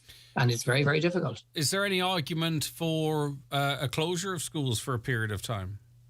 No, we think closing schools is a last resort. And I think all of the international evidence is that closing schools does a huge amount of damage to children. And there isn't a teacher or indeed a parent in the country that wants to return to the remote learning that we had for a period last year. So keeping schools open is really important. But the only way to do that is to keep them as safe as you possibly can. So if we bring back the contact tracing, increase the number of bodies that are available, we need emergency measures in this, then we can do it. But if we do nothing, we will be driven into a situation where the public health situation will deteriorate at a national level, and at a local level, schools won't be able to function. I just don't see how the NPHET can roll back on this, though. They are so doubled down on the fact that schools are a safe environment, and in a strange way they did roll back a little bit on the antigen testing, but the report on which they perhaps changed their thinking as it relates to antigen testing. Had some interesting commentary on how safe a classroom actually is in terms of the spread of COVID. Some might say it's cherry picking. It's cherry picking international advice and information. Well, I would certainly agree with that. I mean, I think we've read the report from the European Centre for Disease Control, and it states really clearly that because of the Delta variant, because of the high rates of transmission, and because there are unvaccinated people in primary schools and the close proximities, that schools are high-risk settings. That is the international advice that has been given to our state. So obviously, I respect the views of NEFIT and others, but we would still highlight the fact that there is an international report which describes primary schools as high-risk settings, and that should be reflected in the supports that are given. And I just wonder, might it get worse? Because I think we're heading into maybe a false sense of security with the mass use of antigen testing, in that a lot of children who are symptomatic will get an antigen test with the sniffles and inverted commas, be sent into school, and it may very well be COVID. Well, we know from the Taoiseach that for every 4 cases we know about, there are 6 cases we don't know about. So if you apply that to the primary school population, we know about 9,000 cases, and that's grand because they're at home. But there are 14,000 cases then that we don't know about, and that's not fine because they're actually in the schools. So we need to address that situation. But if we feel antigen tests are not the right thing, then children who are close contacts could be sent for PCR tests. And then if they're negative, they'd be back within 2 days. Yeah, and of course, too, you are worrying about your staff because, we're all hearing about waning immunity and what have you. A lot of them would have got them early, maybe not yet due a booster. So, there is obviously the health of your staff and well-being. There is no difference between the health of the pupils and the health of the teachers. If a teacher goes into a classroom with COVID, then the pupils are at risk. If a pupil comes into the classroom with COVID, the teacher is at risk. Yes, but of course the outcomes are more likely to be worse for your teachers than the school-going population. Indeed they are. And we're glad they have the protection of the vaccination. And we do want clarity about how the boosters are going to be rolled out. The Chief Medical Officer did say this morning that he expected them to be rolled out to the under 50s. An early announcement in relation to that as to what we can expect, I think will be very, very helpful in terms of reassuring everybody, not just teachers, that we are dealing with this issue in a serious way. All right, and I think this morning too, buses go back to 100%, certainly locally. I don't know if that's the case nationally, so hopefully that doesn't exacerbate the situation. Well, it's hard to see it driving down the numbers. Quite true. All right. Yeah, enough said. All right, Joe, thanks very much. Okay, thank you. Thank you. That's Joe McKeown there, who's president of the Irish National Teachers Organisation. 086 60 25,000. Your WhatsApps and texts, your 074 91 25,000. Telephone number is open for you as well. Today's 9 till noon show is brought to you in association with Ulster Tyres. Winter is coming. Get your tyres winter ready. Call in to Ulster Tyres in Letterkenny and Ballybuffet today. Raymond Sweeney here from Ben Sweeney Aeronix to let you know about the great gifts we have this Christmas. We have fitness trackers from names like Garmin, Samsung, Fitbit and Huawei. The Ninja Air Fryer is a low-fat, healthier way to cook your favourite fried foods, from fluffy golden chips and crispy chicken wings to roasted vegetables. Tassimo and espresso coffee makers, and a great selection of TVs, laptops and printers. Ben Sweeney Aeronix, Port Road, Letterkenny and the shopping centre Dunlow, with great present ideas this Christmas and great Black Friday deals in store right now. Thinking of changing your floors? Why not see what Florid Letterkenny has to offer? Florid have a large selection of solid, semi-solid and laminate click vinyl wood flooring, together with a fantastic choice of parquet, herringbone flooring, all at incredible value. Don't delay. Call Florid today on 087 161 7008. Zero. It gets a bad rep. Like when people say they have zero interest in something. Well, if you're thinking of buying an electric car this year, you'll find this interesting, because at Nissan we see the power of zero. Introducing the Nissan Leaf Power of Zero offer. Buy a brand new 100% electric zero emissions Nissan Leaf and get 1 year's free servicing, a free home charger, the lowest electric finance offer on the market, and great savings on running costs. Now that's the power of zero. Find out more at nissan.ie.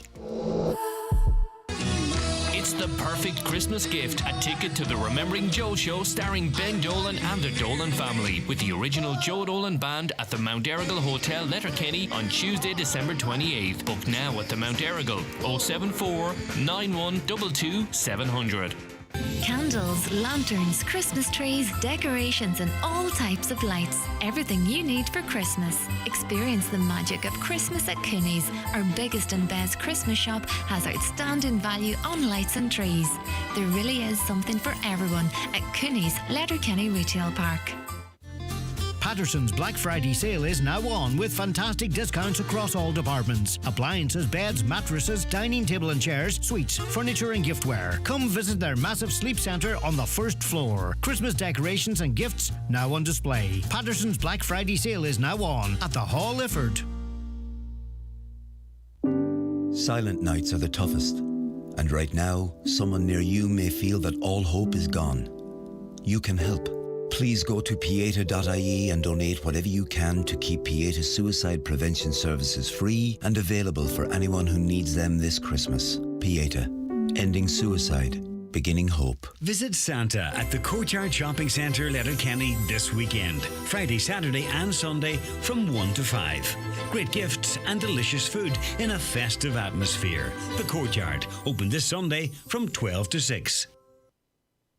Okay, now, Geordie Clark in Buncrana, 60 today. Happy birthday to you, Geordie. That comes in from Emma, Lisa, Claire, Hugh and Connell and all the babies in Buncrana and Australia. And we'll play a bit of the Bee Gees. Okay, we'll be back actually talking about... What are we talking about next? The lotto, is it, Caroline? Yeah, we're going to be talking about how hard it is to win the lottery.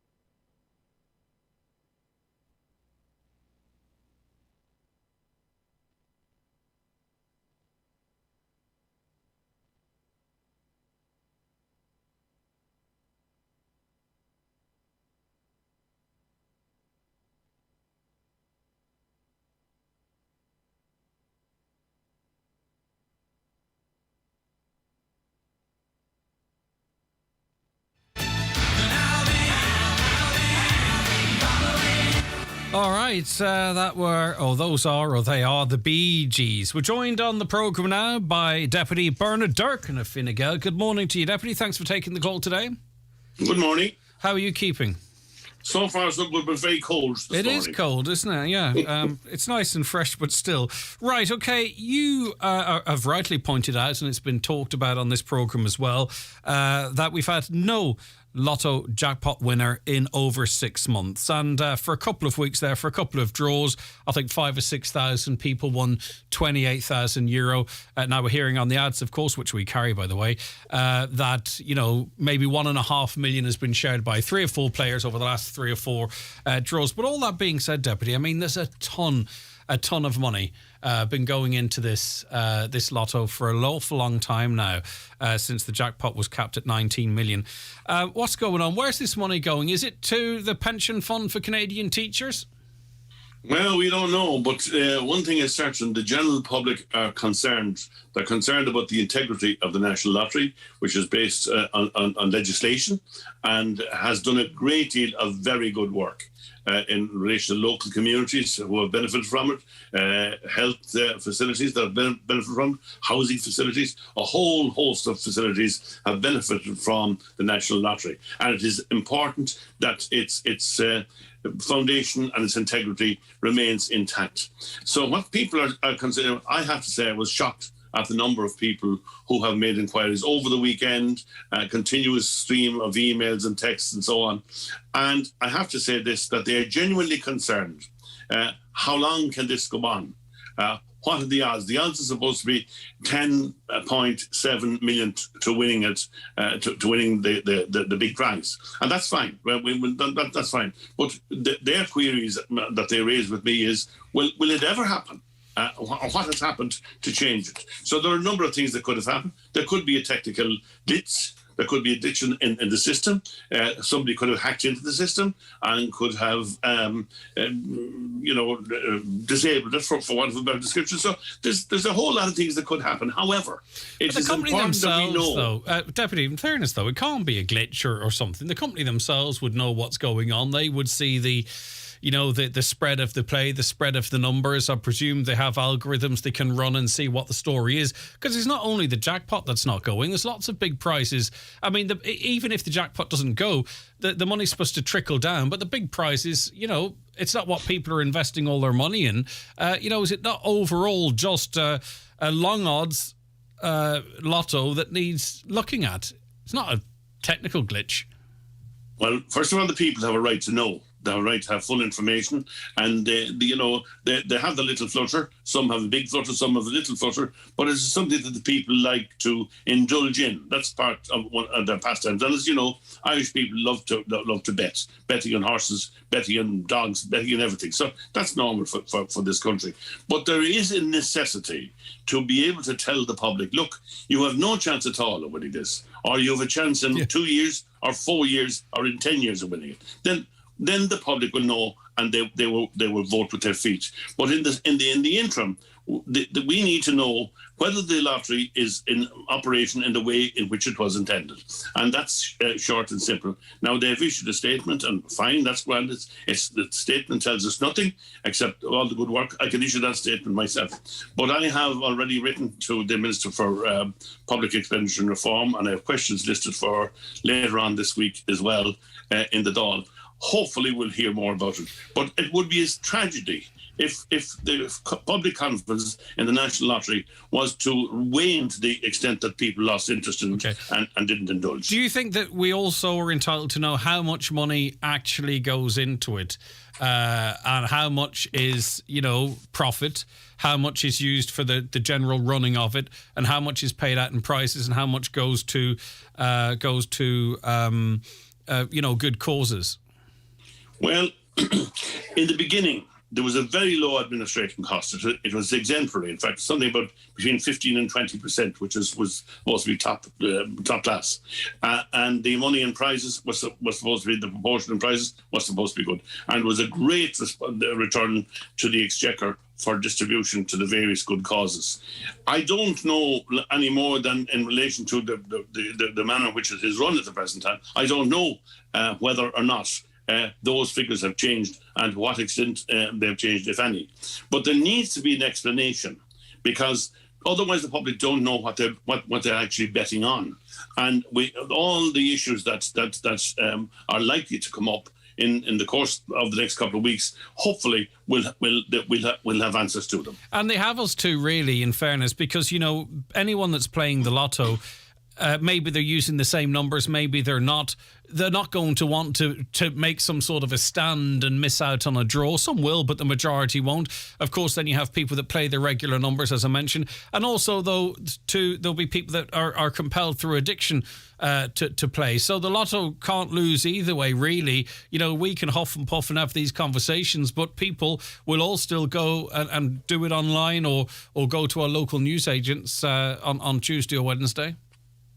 Well, I think the issues that you raised are very important. There's the people who have addictions, and we have to be careful to ensure that that their particular addiction is not encouraged in any way, and that they know what they're doing.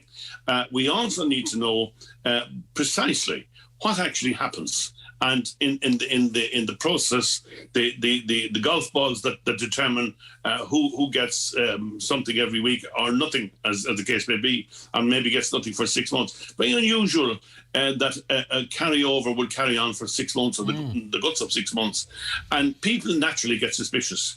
But an awful lot of people have a deep concern about it. Yeah, and because the top price stays the same, and we are pumping way more. We all know people that won't do the lotto if it's 1 or 2 million because it's not worth it. That in itself is a completely different conversation. if 1 or 2 million is not worth it for you, but I understand that. But we are putting more and more money into it. It's staying at 19 million. You know, people want to know where the rest of the money is going. You know, other than the little message people might get as it relates to good causes. But that doesn't seem to be of a particular concern of yours, Deputy Durkin, where the money's going, is it? Oh, no, I said that at the beginning. You know, the money originally went to very good causes, very important causes all over the country, and there are countless instances of that. So we need to be reassured that there is sufficient money available to go to the same causes in the future. So we have strongly have that opinion that, you know, what was must continue, because in the beginning, the lottery was approved by the people and the people supported it. And the people's support is dependent on the confidence they have in how that system works. If it should transpire that their confidence is eroded for whatever reason it is, and, you know, it's up to the lottery to come forward themselves and explain this. They will tell you and they'll tell me, you know, this is a game of chance. It could go on for quite a long time. But there has to be some odds as to when one's chance comes up. And they're long enough to start with. But if we get to the situation as to when people begin to start betting on whether or not it's possible for the main prize to be awarded or to be won by anybody over a 6-month period or over a 12-month period, if people knew more of that information, they'd know what to do about their bets. Is it personal? It's not like asking about medical history or anything, I hope. Is it too personal to ask you, do you do the lotto? Not very often, I'm afraid. Now and again, Not very often, I'm afraid. And I wouldn't be reassured when this information came to light. Okay, Deputy, thank you very much for your time this morning. We'll see what comes of it. Thank you very much indeed. It's a talking point. Thank you. Deputy Bernard Durkin there, Fine Gael there. He's asking the question. A full investigation, where is the money going? And I think, you know... a caller says, I bought the lotto this weekend. I spent €6, and for that I had 3 numbers and I got €3 back. Back in the day when it was 36 balls, you'd have got more than €3, wouldn't you? But of course then, do you remember that big story? Was there ever a documentary done on that, I wonder? Whereby a syndicate come together, did they not? And they pretty much covered all the variables of winning numbers and won the jackpot and still could come out with money on it. I seem to remember correctly. That was a gamble in and of itself, though, because if 2 other people had randomly picked the same numbers, it would have cut the jackpot in 3, for example, and they might not then have. But you do remember stories like 3 people shared the jackpot. You don't hear that anymore, do you? Anyway, it's one of those. It's not the end of the world, but, you know, it's not COVID either. So it's an interesting one to talk about. Right. You're keeping us busy on the lines today. Thank you very much for Monday morning. It's very much appreciated. I'm one of the fools who do it, but when you do the same numbers weekly, it's hard to stop. Thank you. It is, of course. And I remember my mum, very late in their life, they were able to spend all our inheritance on going over to Portugal for a month or so at a time, and it was lovely to see because they'd worked so hard, my mum and dad, and they'd go over and stay in the same place and live there for 3 or 4 weeks. But it was always a big, it was always a big panic getting the lotto one, because Mum used the same numbers all the time, and if you'd be getting these frantic calls saying you need to put the lotto on, but she did a lot of birthdays and what have you, which was under 31, because there's no birthdays, of course, over 31, and I think maybe missed out as a result. Okay, right now we have to take a very quick break. Stay with us. Today's 9 till noon show is brought to you in association with Ulster Tyres. Are your tyres ready for winter? Call into Ulster Tyres in Letterkenny and Ballybuffet today. It's time to wander through a land of natural wonder where breathtaking views are all around. Time to fill those lungs with fresh air on an unforgettable cycle trail. Oh, that's gorgeous. Time to bag a bargain or 5 on an epic afternoon shopping spree. It's time to embrace a giant adventure in Visit Mourne this autumn. Start planning for your next giant adventure at visitmournemountains.co.uk. Travel advice and guidelines apply. Visit nidirect.gov.uk. Check ahead with providers. Is your water safe to drink? If your water tastes unpleasant or has a foul smell, it may be a sign that something is in your water. Brothers Tech Donegal provide a complete private well water treatment service using the best water treatment equipment to meet your needs. Or maybe you drilled a new well and the water isn't satisfactory. At Brothers Tech, their expert team will also service existing problematic systems. If you're concerned about the quality of your water, call Brothers Tech on 087 638 7057. Letterkenny Shopping Centre is where real Christmas begins. Get everything you need for the festive season with a wide range of gifts, food and services. Park for free, have a browse, grab a coffee and actually enjoy your Christmas shopping this year. Thank you for visiting Letterkenny Shopping Centre this Christmas. GiveBlood.ie know we can count on you, our community of blood donors, to give blood and to choose to be there for others in their hour of need. Blood donors from Ballybuffet and Dunloe should attend the clinic in Jackson's Hotel in Ballybuffet from Tuesday 23rd to Thursday 25th of November. To ensure social distancing, all donors need to make an appointment, so call 1-850-731-137 to book your time. New donors are welcome. Visit giveblood.ie to check eligibility and clinic details, because we count on you.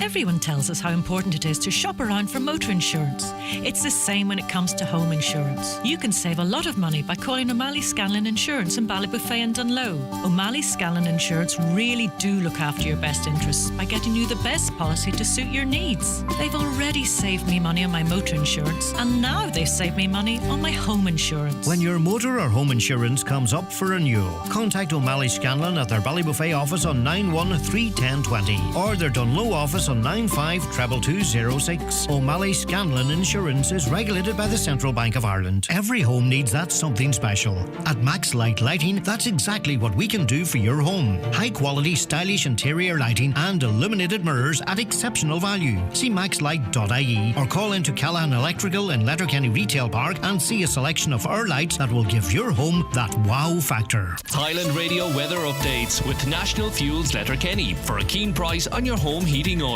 call National Fuels on 9137 400. Okay, largely dry with sunny spells. Cloud will increase, though, in the northwest and north as the day goes on. There'll be a little coastal drizzle, temperatures of 7 to 9 degrees. And a quick update, by the way, if you are in the West Inishowen area, in the Ballymacarry area, your power may well be out. 1,374 customers are affected by an outage there. It's not scheduled works, it is a fault. And the ESB suggest it will be 2 p.m. By the time that your power is restored, but often they get people on before that. There's also a small outage in Ballybuffet. It's small at the moment. It's actually in Stranraer, 11 people without power there since before 9. It's due back on at 1. Right, Derek joins us on the programme. Hiya, Derek. Good morning, Greg. Good to have you with us. Thanks. Now, you tell us your story. It's about your son and dental work that's needed. Yeah, a couple of years ago, it's gone back now to 4 years ago, on his last year in national school or primary school, it was on his last visit to the dentist. So all good, the dentist very happy, but recommended that he would probably need braces. So I said, that's grand. This is what's the story? And well, she said the waiting list could be anything up to 2 years, probably 3, or maybe even longer. It would just depend how things would work out. So with that in mind then, I said, so what would the story be with going private? Which he said you would probably get it done, almost immediately if you went private. So I contacted a few different orthodontists and got prices, and eventually I settled on an orthodontist in Derry and went down, got it assessed, got a price, paid the price over an 18-month period in installments. And it wasn't cheap. It was pushing €3,000 odd, wasn't it? I actually paid £2,070 sterling, £1,200 for an upper set, and £800 for lower, and $70 for the consultation and the X-rays. And that. Right. Okay. And your son's happy. You're happy with that? Oh yeah, it was. It was. It turned out a great job. I'm very happy. But it's just that I was wondering, is there a mechanism or anything in place where I could apply to maybe get either a rebate or a partial refund or something? Yeah, anything that you can claw that back, because this is work that ordinarily would have been done, publicly. You went private. Your son was under 18 when he got the work done, was he?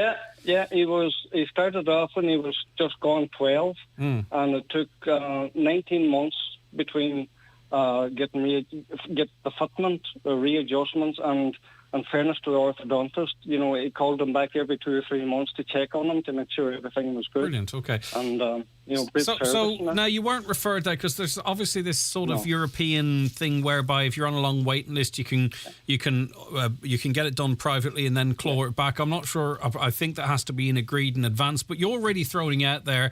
We live on the border. Other people have bound to have gone through this. Has anyone paid for private work, dental work specifically, I suppose, so we know it's more relevant, in Northern Ireland, and then after the fact being able to claw any of it back? It's better in your pocket than anyone else's, Derek. Of course, sir, yeah. And as I say, no, you're quite right. It wasn't a referral. It was done off our own bat. But, what youngsters are like nowadays, everything has to be right, particularly... And the pressure on us then, because we feel we have to do everything for them, so it doesn't affect them in different ways. I know all about it, Derek. I know exactly what you're talking about. You just have to batter on and make them as happy as soon as is possible sometimes. That's it. Well, that's how you feel.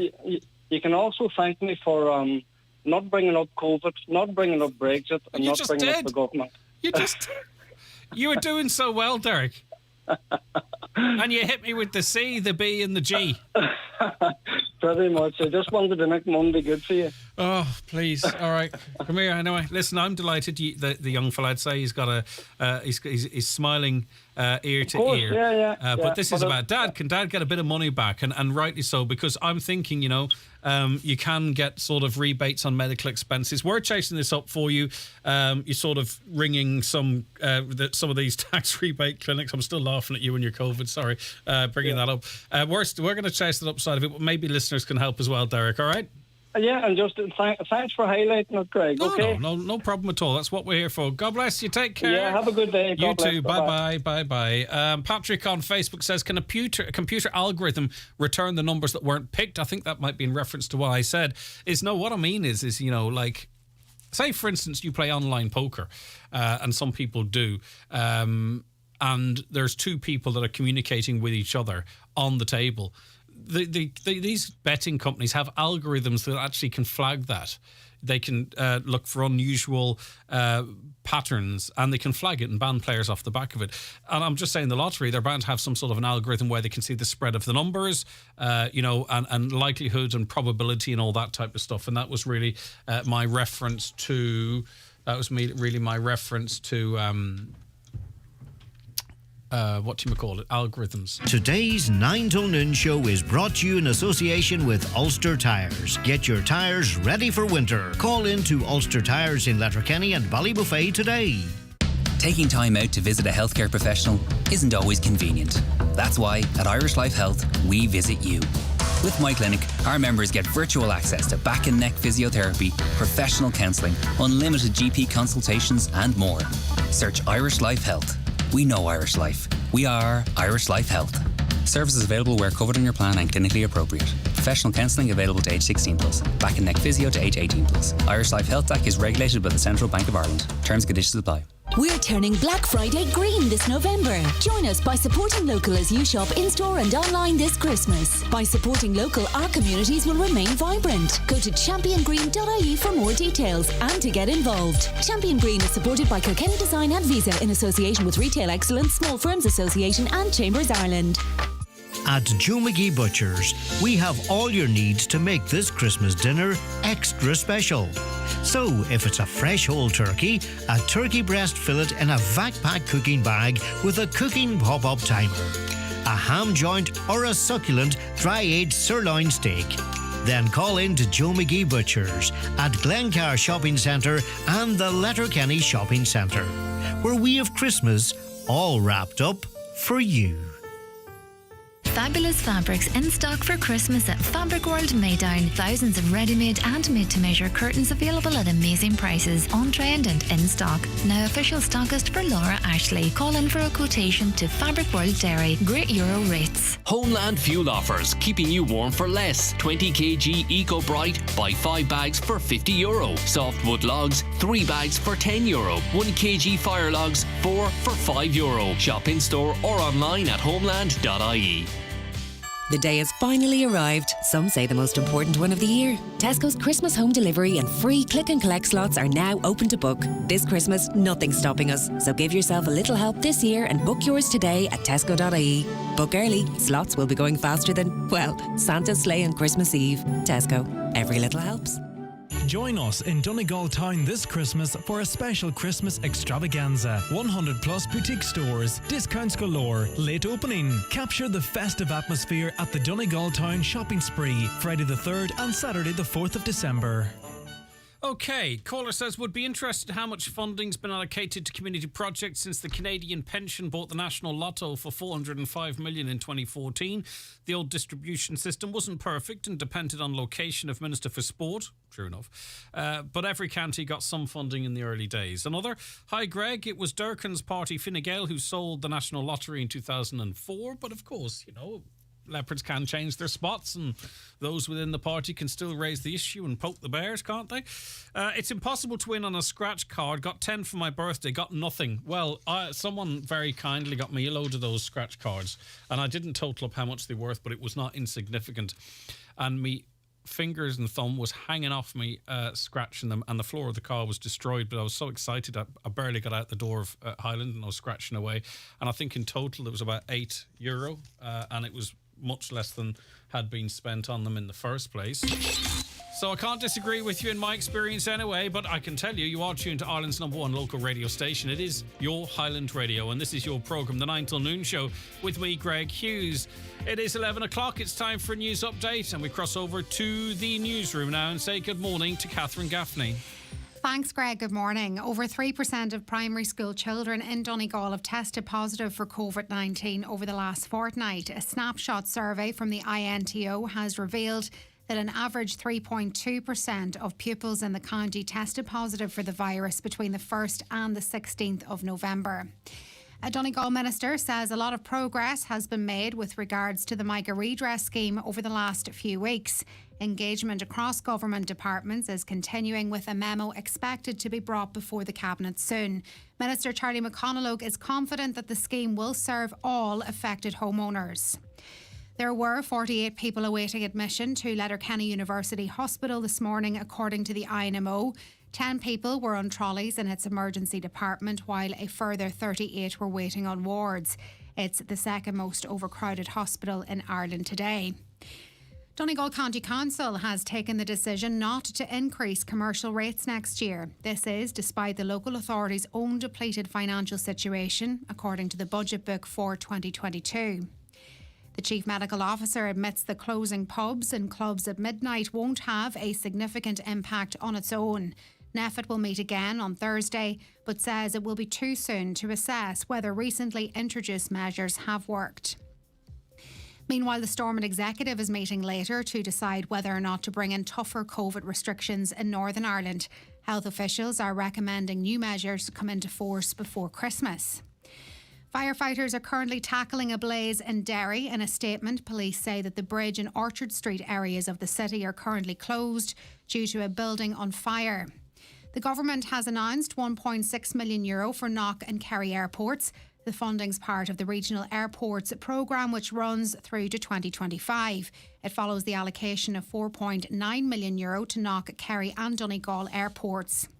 And almost 1,400 customers are currently without power in South Inishowen. The outage is primarily affecting the townland of Ballymacary and was first reported shortly after 10 a.m. this morning. That's it for now. We're back with an update for you at 12 noon. Thank you very much, Catherine. Black Tag sale now on at Curry's BC World. Save a massive €400 on the LG 48-inch Smart 4K OLED TV, now $1,149. Save €150 on the energy-efficient Samsung EcoBubble 9-kilo washing machine for just $449. And get a 14-inch Asus laptop with 128 gigs of storage and up to 12 hours battery life, now just $279. Save €80. Get in-store or online at currys.ie. All right, in the not-too-distant future, Brendan Devaney will be in studio with us talking about some of the weekend sport, GA, of course, and flagging up his podcast coming up for you later on today. But we're talking railways now. Canon David Crooks is chair of the West Ulster Railway Initiative. He joins us now. Good morning to you, Canon. Thank you very much for taking the call. Thank you very much for having me. I was most grateful. I seem to recall, and I'm open to correction on this, that you've been talking about this for quite some time and may have had a number of conversations with Sean on this. Is that correct? That is perfectly correct. Way back about 20 years or more, maybe ago, Joe McHugh and I got together and discussed our mutual interest in having rail returning to Donegal. And he had at that time a website up and running called DonegalMatters.com. And together we devised one which was primarily aimed at getting a railway connection from Derry to Cork to join up with the recently reopened, or the since then reopened, Athenry to Limerick section. Yes. We want to get that northwards to Sligo up through the gap to Donegal and Derry, and southwards to Limerick to Charleville, Mallow and Cork.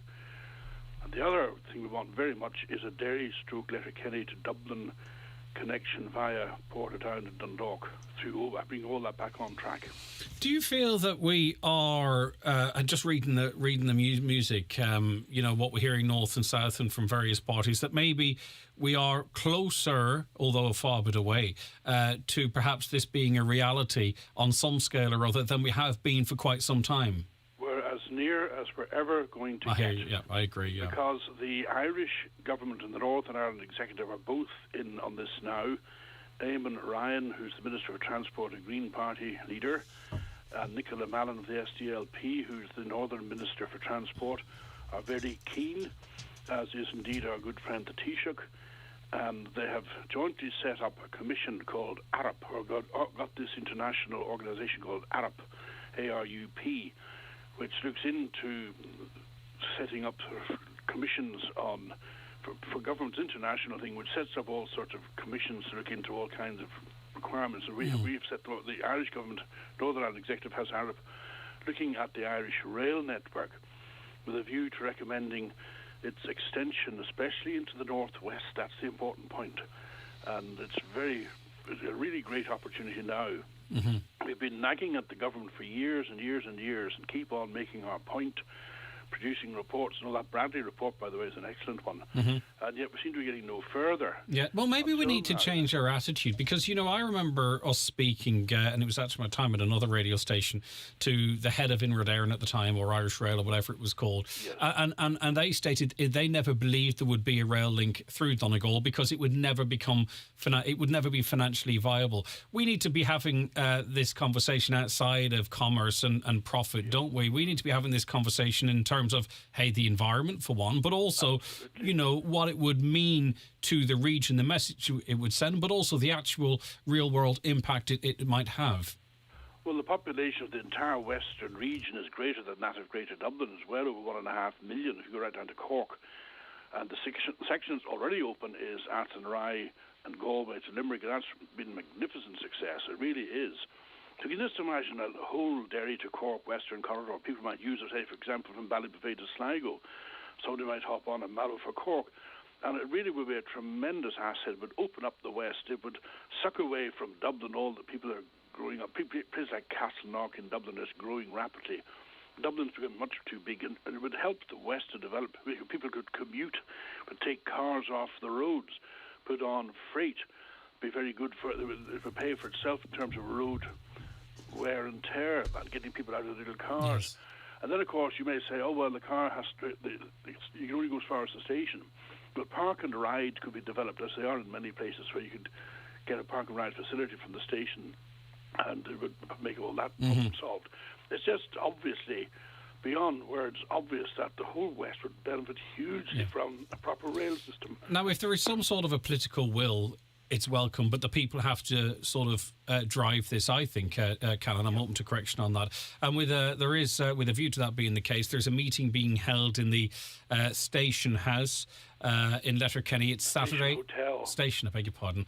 The Station Hotel, Letterkenny, Saturday, November 27th at 7 p.m. It doesn't need tens of thousands of people there, of course, but it needs. We need to sort of really start organising as a people if we want to see this to become a reality.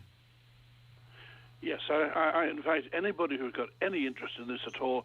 We have collected a total of about 50,000 signatures along the West, a lot of that in Donegal. I would round all the post offices in Donegal, except Tory and Aaronmore. So I don't expect there to be trains there. But anyway, to get signatures, I got several thousand, and Joe McHugh got several thousand, and on down the West, we have about 50,000 signatures. That does show a tremendous demand for it amongst the people. So that has to be heard.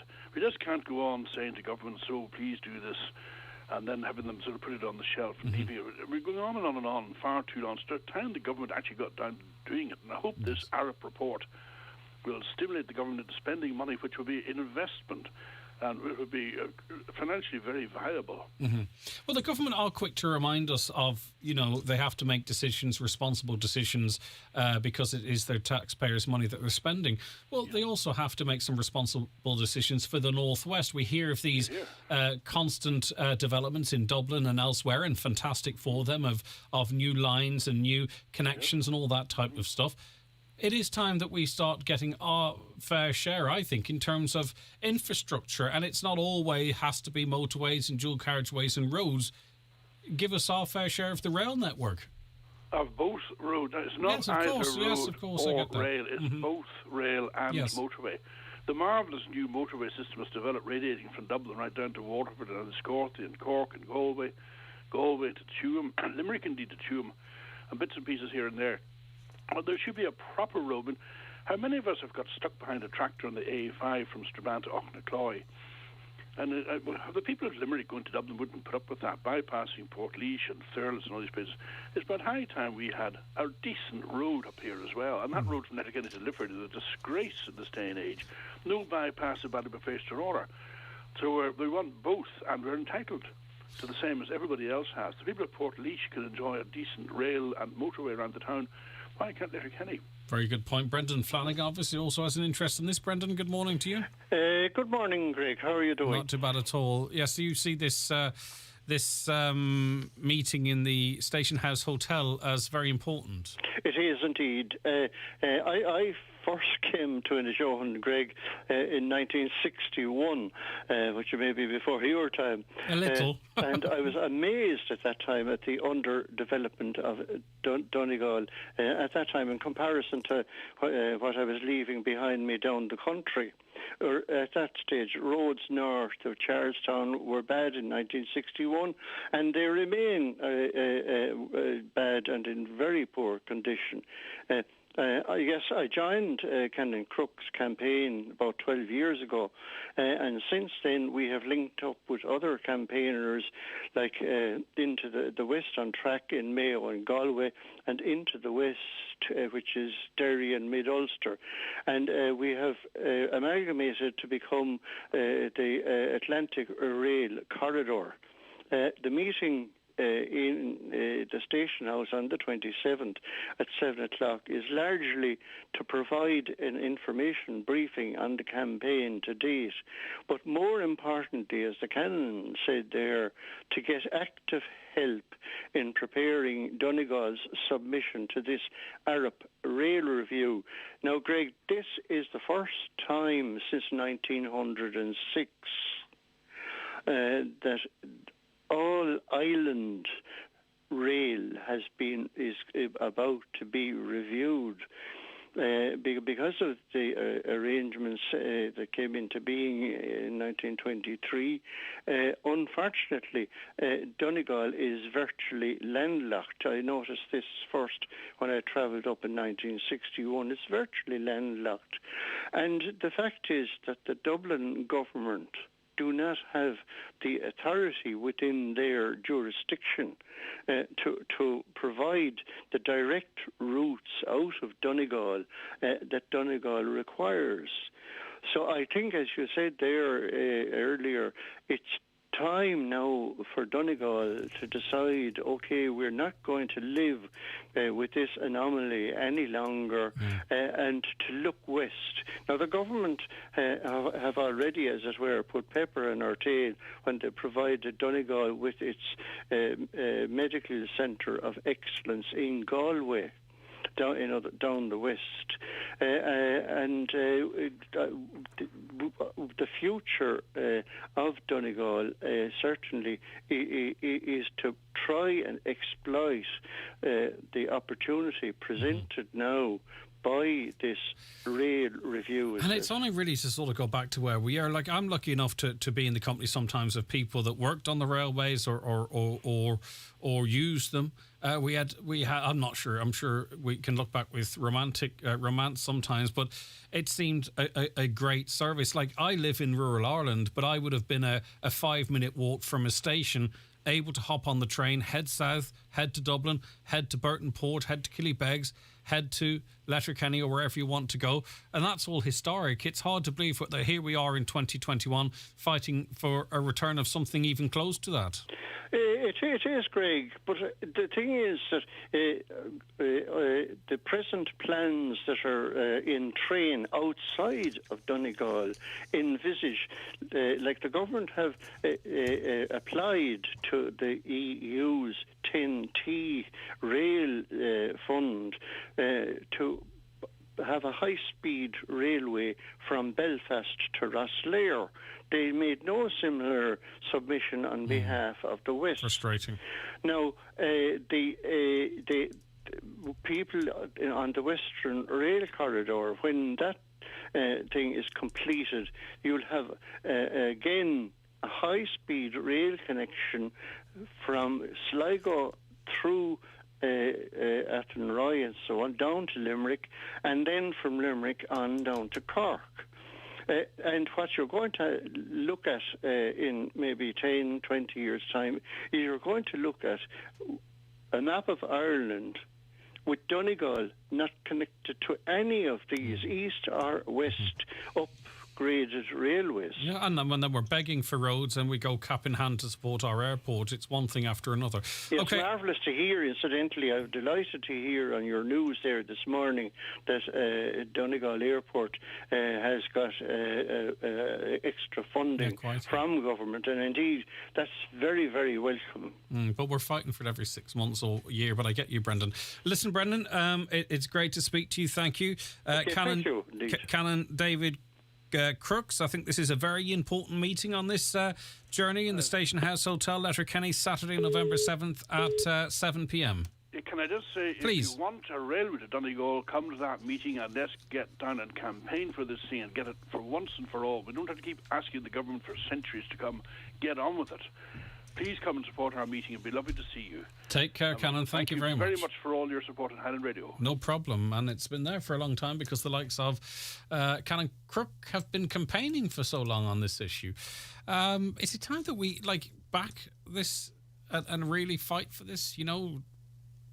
This connection, I think it'd make an awful lot of sense. Today's 9 till noon show is brought to you in association with Ulster Tyres. Get your tyres winter ready. Drop in to Ulster Tyres in Letterkenny and Ballybuffet today. Homeland fuel offers, keeping you warm for less. 40 kg premium doubles or easy flame coal, $16.99. Buy 10, get 1 free. 1 kg fire logs, 4 for €5. 12-pack wood briquettes, buy 2 for €10. Shop in store or online at homeland.ie. Now celebrating at Zalando, the perfect look for your every mood. Enjoy our Cyber Week deals with up to 70% off streetwear, winter wear, gifts and more. Discover all our Cyber Week deals on Zalando. Buncrana Hearts Football Club Development draws €75,000 in prizes. First prize €50,000. Second prize a Dacia Sandero plus 8 other cash prizes. Tickets available from any committee member or online at Club Funder. The Club Funder link can be got at Buncrana Hearts Facebook page. This ad is kindly sponsored by Inishgrass Buncrana. Candles, lanterns, Christmas trees, decorations and all types of lights. Everything you need for Christmas. Experience the magic of Christmas at Cooney's. Our biggest and best Christmas shop has outstanding value on lights and trees. There really is something for everyone at Cooney's Letterkenny Retail Park. You can pick up all the ingredients for a great Black Friday deal at Tesco Mobile, like the incredible iPhone SE, free for just €30 a month on our bill pay plan. That's a saving of $199.99. Plus, you'll even get 99% network coverage. This is Supermarket Mobile. Visit us in-store or search Tesco Mobile. Every little helps. T's and C's apply. 24-month contract payable by direct debit. 99% population coverage. See tescomobile.ie for full plan details and T's and C's. Be properly prepared for a Donegal winter and the odd power cut with a visit to Wet n Wild. Wet n Wild are a local family business fully stocked with stoves, gas, head torches, flasks, hydration bottles, sleeping bags, folding beds, pocket knives, merino socks, wellies, gloves and hats. Smile this winter with a visit to Wet n Wild.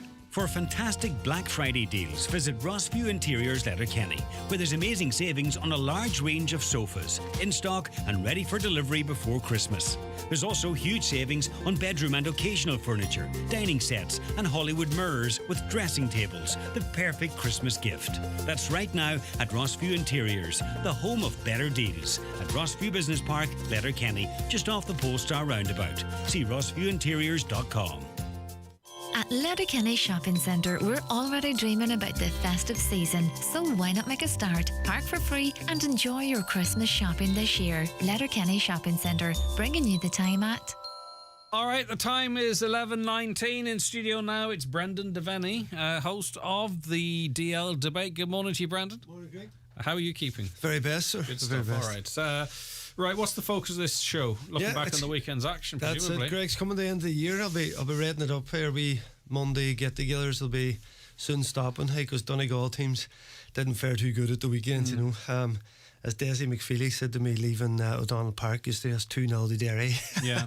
Desi, What went wrong in that game? Is it, again, another example? You talked about how Clough and Neely were able to adapt between games, and it was did Glen were able to adapt in the game? Was that the difference? Two very different games. I think yesterday for St Eunan's, you know, Glen were coming on as massive favourites. They're favourites to win Ulster. They actually were put in as second favourites to win All Ireland, which is a bit mad. But they were coming with a massive reputation. But if anything, St Eunan's played a better football over the course of the game yesterday. I think that'll be a disappointing. Listen, it was a poor spectacle, you know, 148. It's the way football is now. It's defensive. We've spoken about this many times here. I can kind of forgive Eunan's for going into it, first title, going in against a team like Glen. I thought Glen would have been much better. You know, Eunan's. So you mean they were there for the taking, almost a missed opportunity? Both teams could look to many points in the game where they should have done better. You know, there's a lot of unforced errors, Greg. It was all about possession. It was a wee bit stale at times. Finishing was the big thing. Both sides, I think, really let themselves down in front of goals. You know, some opportunities normally would be popped over. So I think the way the game was set up, it was set up for Glen to come and win it. Eunan's had it well within their capabilities to win the match. So I think that's why be a tough day for them lads, and we're really trying to digest it because the game was there for them to win, you know. It's a funny old sport, isn't it? You've got that euphoria and then next on it's the low.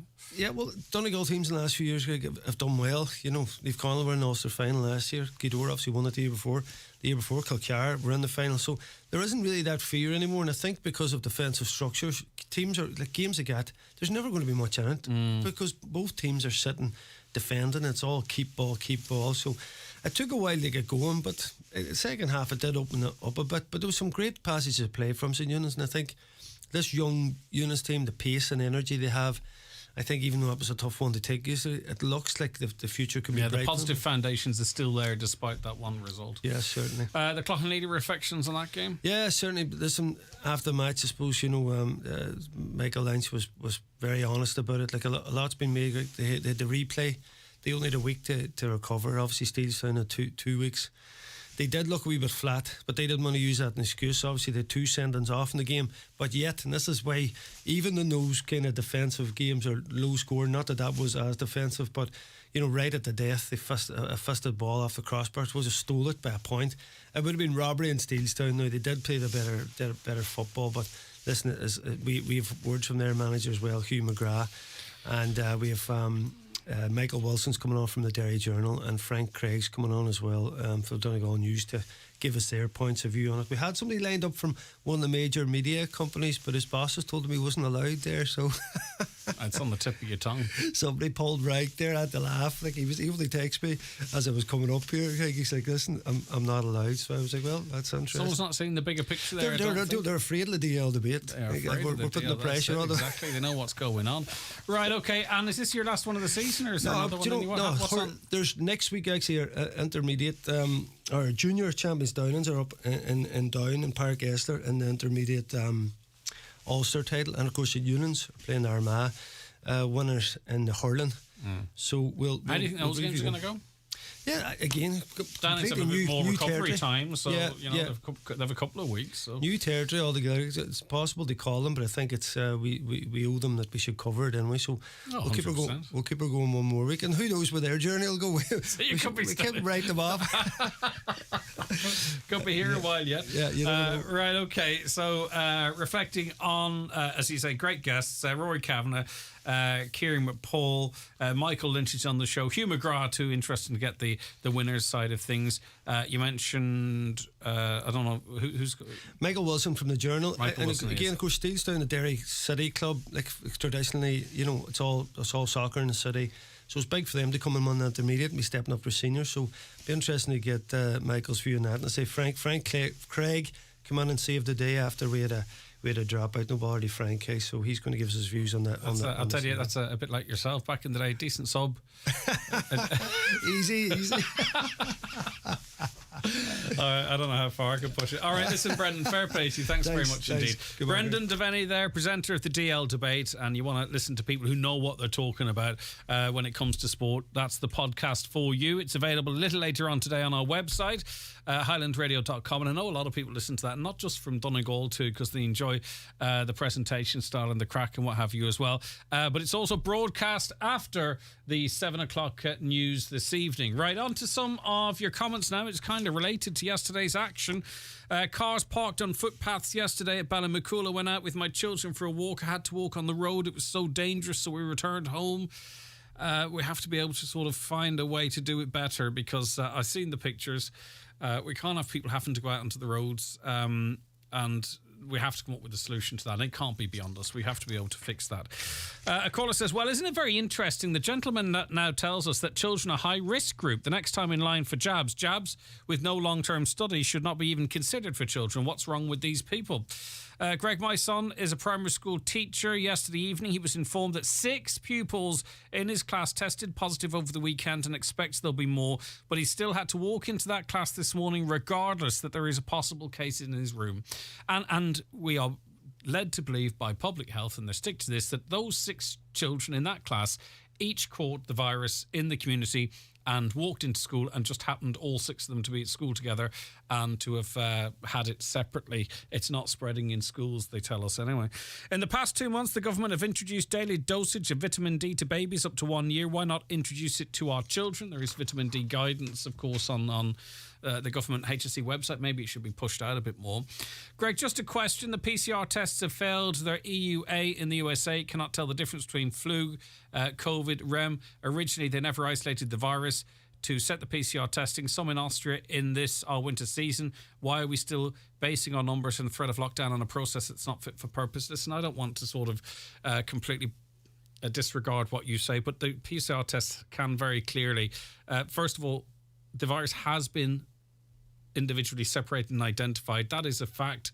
And there are tons of studies in relation to that. It happened in multiple countries, and the PCR test can distinguish between flu and also and COVID, and that is also, as I say, a fact. I don't want to be in here sort of disregarding what you believe or what you've researched yourself, but I've spoken to the people that are involved in the science of this, and they've explained it to me, and they've assured me of it. Also, too, with a lot is made of the cycles, different tests. We use different PCR tests that operate at completely different cycles, and the cycle they operate at is the threshold for actually detecting it. There's a lot of info out there of all different points of views, and I think it's really important that we all look at all of it. But I take your point, look, and I appreciate it. Greg, what date does the COVID cert have to be used in the north? Has it been announced yet? I don't know, actually. It has been announced, but I'm not sure a specific date was given. Was it not start of December? I don't want to mislead you. President Kennedy, 58 years dead today. Right, wow. A lot of you would remember that, I'm sure. On About Works there, it's costing $6 million from the Polestar roundabout to the Dry Arch roundabout. 1 mile. They could have the Bonagee Link Bridge for that 15 years ago, says that caller. Yeah. Imagine if there was a real climate disaster, how would we be able to feed every person in Ireland? Should we not be encouraging the small local farmer to produce local produce for its local villages and towns? Is that not good enough for the population and the environment? I wonder, if that's how we did run the farming sector. I don't think there would be enough money in that to actually support the farming community that we have now. I think it's a nice idea, and certainly some farmers could be added, but I'm not quite sure we could switch to that and have a sustainable farming industry either. Why is the EU allowing beef from Brazil when farmers there don't follow the same standards of what Irish farmers are expected to? That Mercosur deal, look at it. I don't know how much of that makes sense. In terms of environment, in terms of quality, in terms of supporting the EU. Very little, I would suggest. Today's 9 till noon show is brought to you in association with Ulster Tyres. Winter is coming. Get your tyres winter ready. Call into Ulster Tyres in Letterkenny and Ballybuffet today. Buy an NCBI Radio Bingo book today and you could be in with a chance to win for just €5. My name is Catherine O'Donnell and I am an NCBI Radio Bingo winner. Daily cash prizes of €400 and a weekly jackpot of over €5,000 are waiting for you. As you start rediscovering Northern Ireland again, we want you to explore with confidence. That's why we've introduced the We're Good to Go industry standard for tourism and hospitality businesses. So you know they've agreed to follow COVID-19 safety guidelines, like social distancing, following the recommended cleaning processes and undergoing spot checks, so you can enjoy your break to the full. Look out for the safety symbol for businesses that are good to go. Northern Ireland, we're good to go. Brought to you by Tourism Northern Ireland in partnership with UK national tourism bodies. Pull into the forecourt at Kelly Central Letterkenny, and there's so much more than just top quality fuel. Try the Frank and Honest coffee to go, a chicken roll from the Hot Deli, or maybe stop off for a full Irish in the award-winning diner. Browse the weekly shopping offers, or the great Christmas deals in the off-licence. Pull into the award-winning Kelly's Diner, Centra Supermarket and Forecourt at Mountain Top Letterkenny for so much more. Sometimes it's just bad luck, but sometimes it's negligence. From minor bumps to life-changing injury, every accident has a story. Time to call McElhenney and Associates. They'll assess the situation, advise on solutions, and lead the way if any litigation is to follow. From motor accidents and workplace accidents to slips, trips and falls, call today on 074 917 5989 or find us online. Let's get you started on the road to recovery. McElhenney and Associates Solicitors, Stranorlar. How can we help? In contentious business, a solicitor may not calculate fees or other charges as a percentage or proportion of any award or settlement. Make Christmas and get ready for guests this festive season at Dunnes Stores. Enjoy favourites like 20-bottle boxes of Heineken and Budweiser, only €14 each. Crowd-pleasing Coca-Cola 10 or 12-pack cans, now just €6 each. And be ready when guests drop in with Jacob's biscuit tins, including USA and afternoon tea, just €8 each. Plus, with our 10/50 grocery voucher, you save even more. Dunnes Stores. Make Christmas for everyone. Terms and conditions apply. Voucher can be used on next grocery shop of €50 or more. Voucher excludes alcohol. Please drink sensibly. Your specialty is quality tiles, bathroom suites and wooden floors. Who is the best range of tiles in Donegal? Crawford Tiles. The best wood flooring? Crawford Tiles. The best bathroom suites? Crawford Tiles. 5-day bathroom refits? Crawford Tiles. And who's been tampering with my questions? That'd be me. Crawford Tiles, Castlefin. That'd be them. 07491 43942.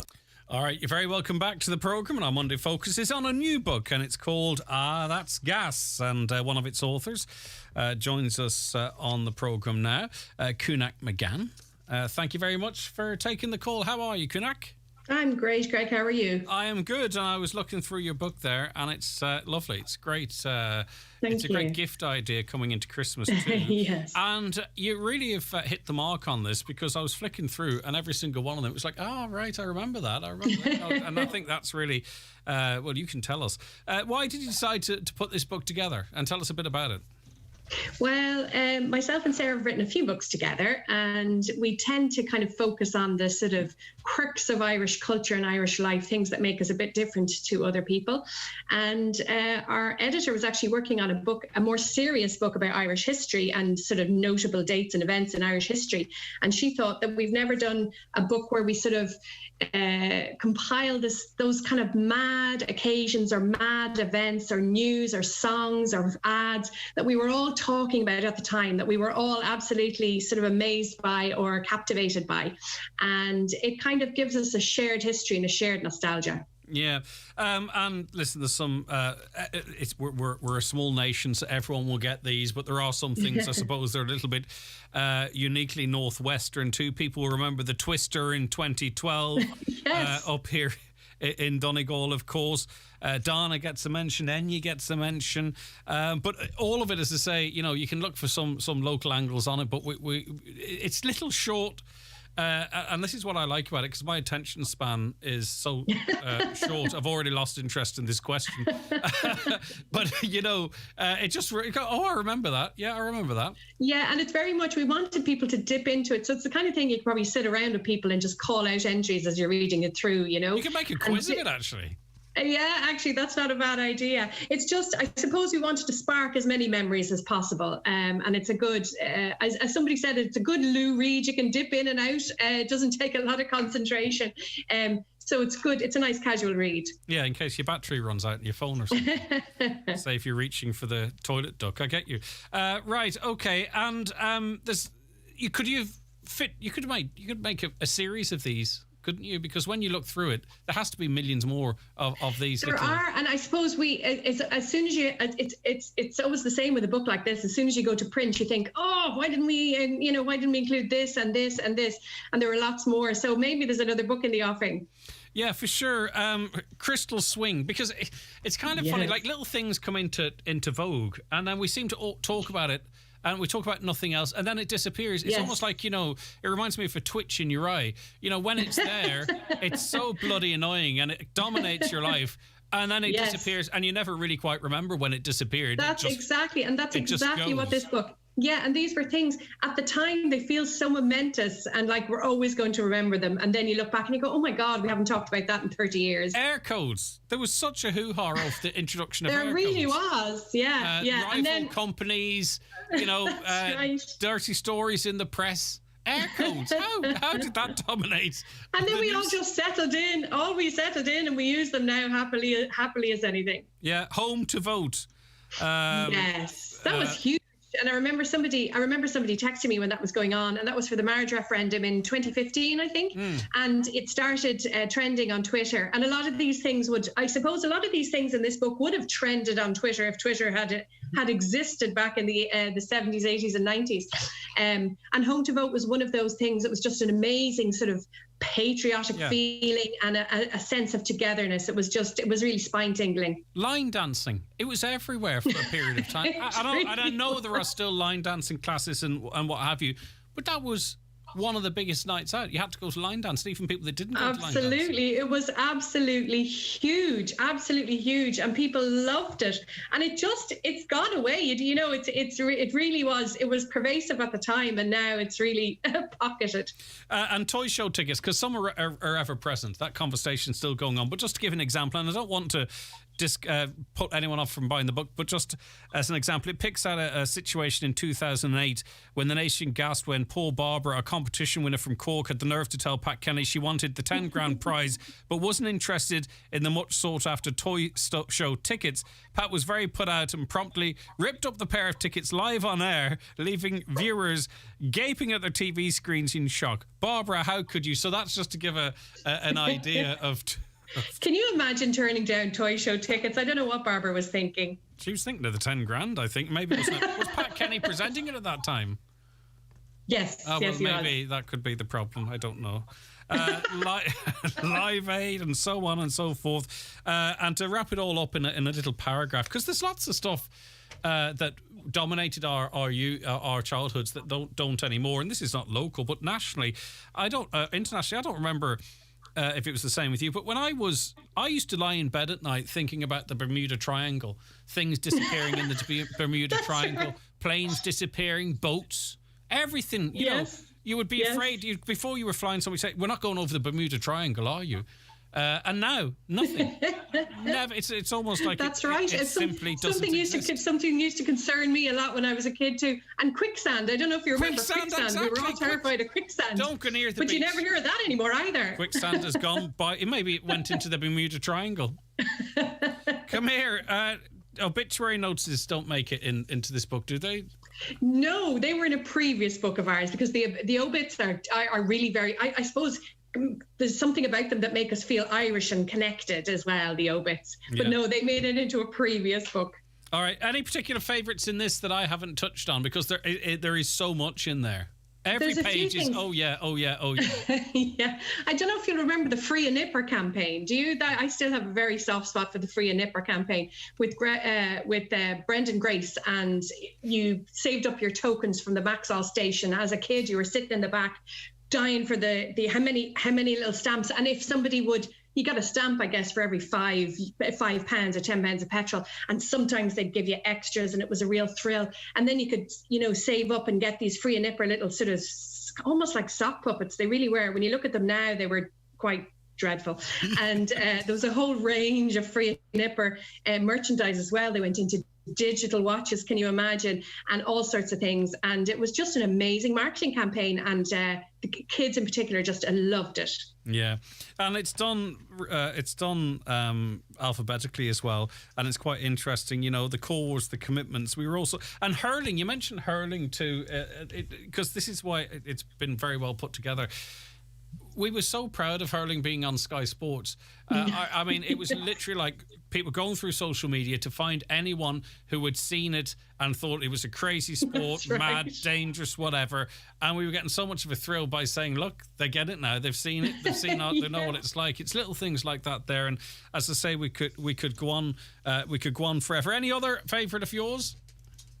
I have to say I loved all the old ads from the sort of, for me, from the 1980s. So the Fat Frogs ad, or the Pennies, got a whole lot of thing for Christmas ad, and the Flahavans tracksuit. All those things are very evocative for me and sort of people my generation too. As soon as you mention them, you're straight back there. And my memory probably slightly before that, and maybe I'm not sure if it was on RT, but certainly on UTV, it was just still pictures of adverts, and the presenter would come on and go, O'Boyle's shoe shop for all your shoe needs. Yes. And then it would be a drapery shop for all your drapery needs. That's Everything right. was for there all were a your lot needs. There were a lot of ads about stamping out flukeworm, I think, at that time, weren't there? Yes, definitely. Does fluke, sir, is still a problem, or maybe we're not talking about it? I presume so, but you wouldn't tell from the ad. Cases. I don't know how flukeworm works.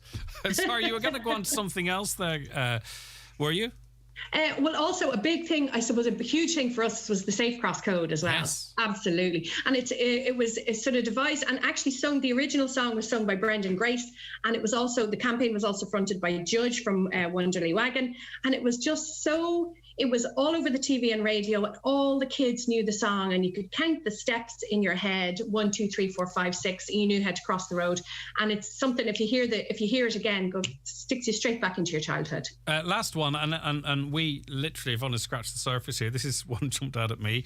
Was a song that was released called "Where's Me Jumper," and it was played. It was played in nightclubs. And absolutely it was everywhere. huge. In 1992, it only got to number 8, but people loved it. And as I say, it was played absolutely everywhere. And then it just, obviously, not surprisingly, perhaps then, fell off the radar. So listen, it's a great reminder, I think, for people. I'm not saying, I'm not limiting its audience, but I think if you're over a certain age, every single box will be ticked, and it's a great conversation starter, and maybe you can even make it into a quiz. It's easy to read, and you know what? It's nice too, because it's a book for everyone then, isn't it? Exactly. That was our hope. Yeah. So where do people get their hands on it? They will get them in all good bookshops. They can also buy it directly from the publisher at www.o'brien.ie. And yeah, you can get it all around. And there is the book there, so for people who are watching, and they can see it. All right. Listen, well done. There's a lot of that stuff we can do. You can do. You have done a few books. Anything else in the pipeline at the moment? We're humming over a few ideas and not sure yet, but we'll get cracking. Yeah, no problem. Listen, enjoy your Christmas then. Oh, that's the first time I've said Greg, that. you but too. I know you've probably been building up to this, so that's why it's relevant. Listen, thank you very much, Kunak. Lovely to have you. Thank you. Take care of yourself. Right, anything like that you remember out there that was a big deal, and then all of a sudden it was nothing. Like it seemed at that time huge. There's loads in there, as I say. Stuff that's very, very obvious. Others isn't Greitwater. There's a bit on Greitwater too. The Leaving Cert leak. Do you remember that? There's a bit on that. The M50 when it opened. Maniac 2000. Another music one. And so on and so forth. The Tour de France and the Irish interest there. Riverdance, of course. As I say, some that are very obvious, and then some that are kind of obscure. And one of the last ones is you wouldn't be long getting frostbite. Rory McSorley, do you remember? And it was Gareth Wilkinson, a great journalist working with UTV now, who was working here, not at the time, but was a journalist with us here at the newsroom, went on to UTV and just got that random interview. And that's in the book. All right, remind us of some of your memories, stuff that was huge, more lighthearted, I suppose, stuff that was huge, and then it just all of a sudden, there was no word of it. Today's 9 till noon show is brought to you in association with Ulster Tyres. Are your tyres ready for winter? Call into Ulster Tyres in Letterkenny and Ballybuffet today. Do you need a little extra help staying in your home? At Bluebird Care, we offer a wide variety of QMark-approved personalised home care services across Donegal. And our fully trained and committed staff will always meet your care needs with kindness, compassion and dignity. To get your personal home care assessment plan, visit bluebirdcare.ie or call our care team today on 07491 29562 and bring care home.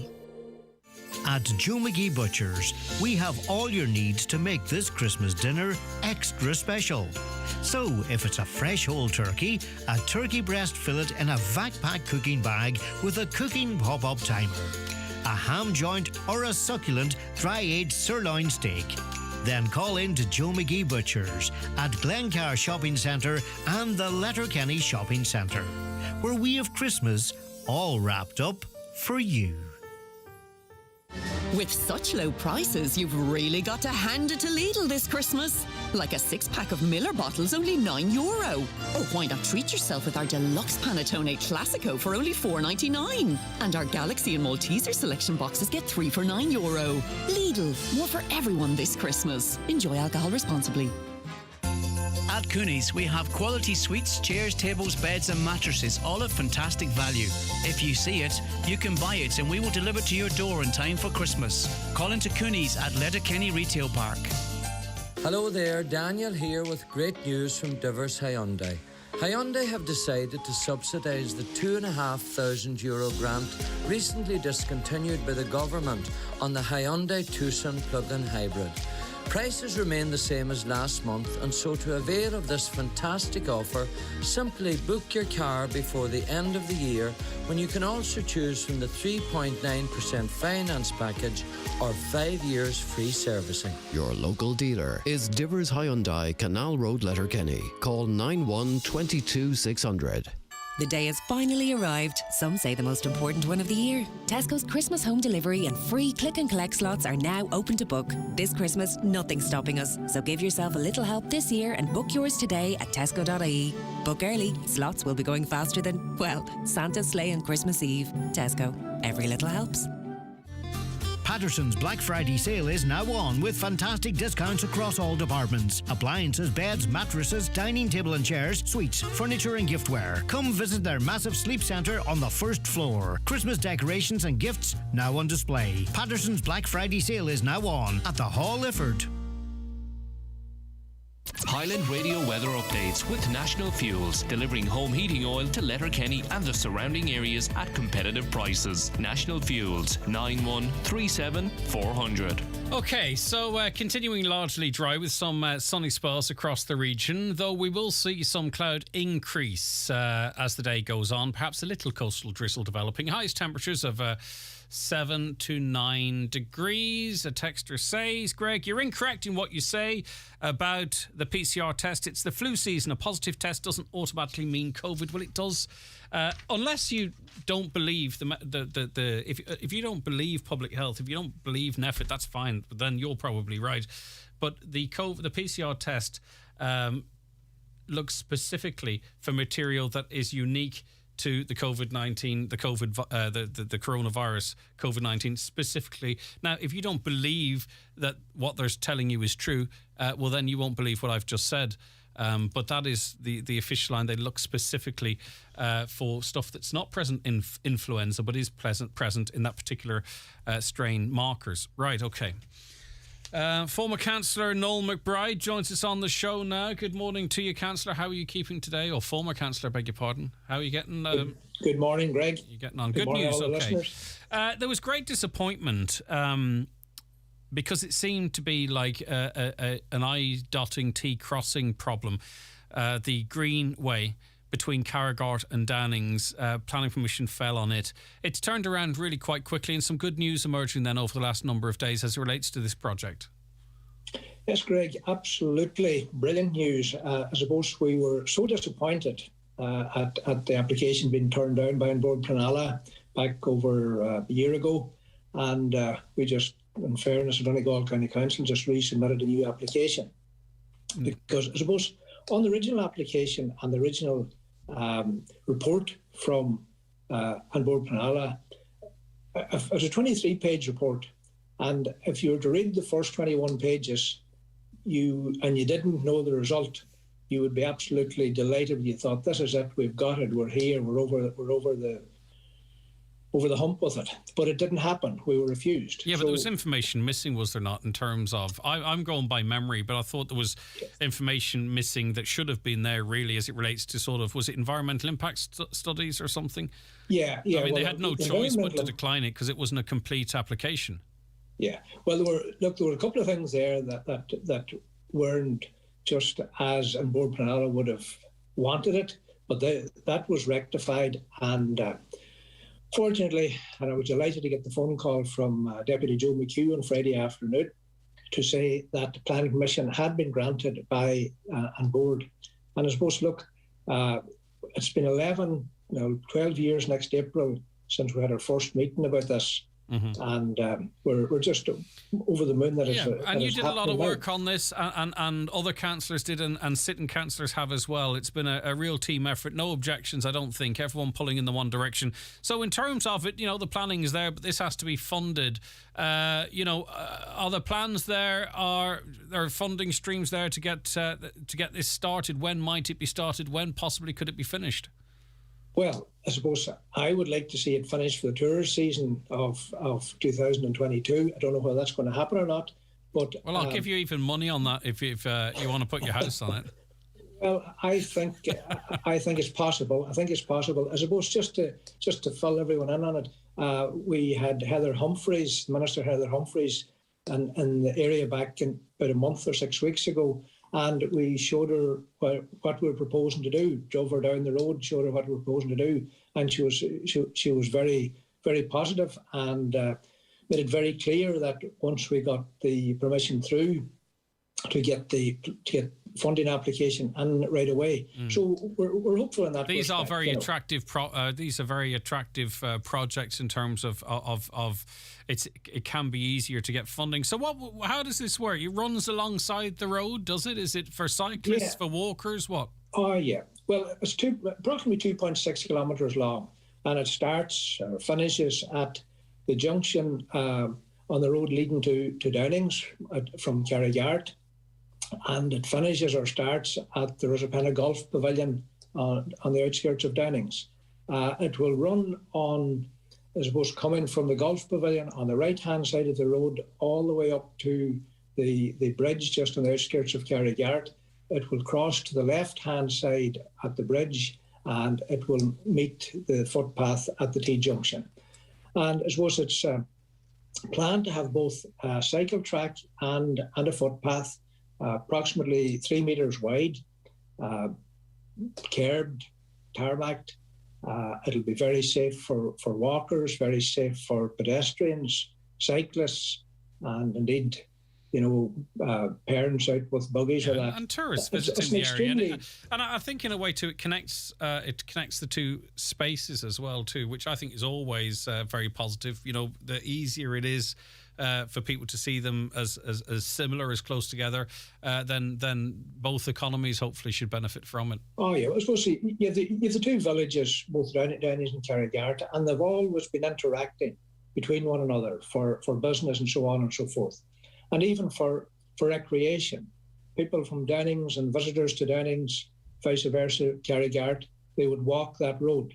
And, during the summer months, to be honest with you, I've been on it on a regular basis. It is extremely dangerous because there's a lot of traffic, a lot of walkers and cyclists and all the rest. Yeah, okay. And it'll be interesting to see, hopefully, runners and cyclists and walkers use it when it's built. Sometimes they tend to... I would be very confident, and you've often heard the saying, build it and they will come.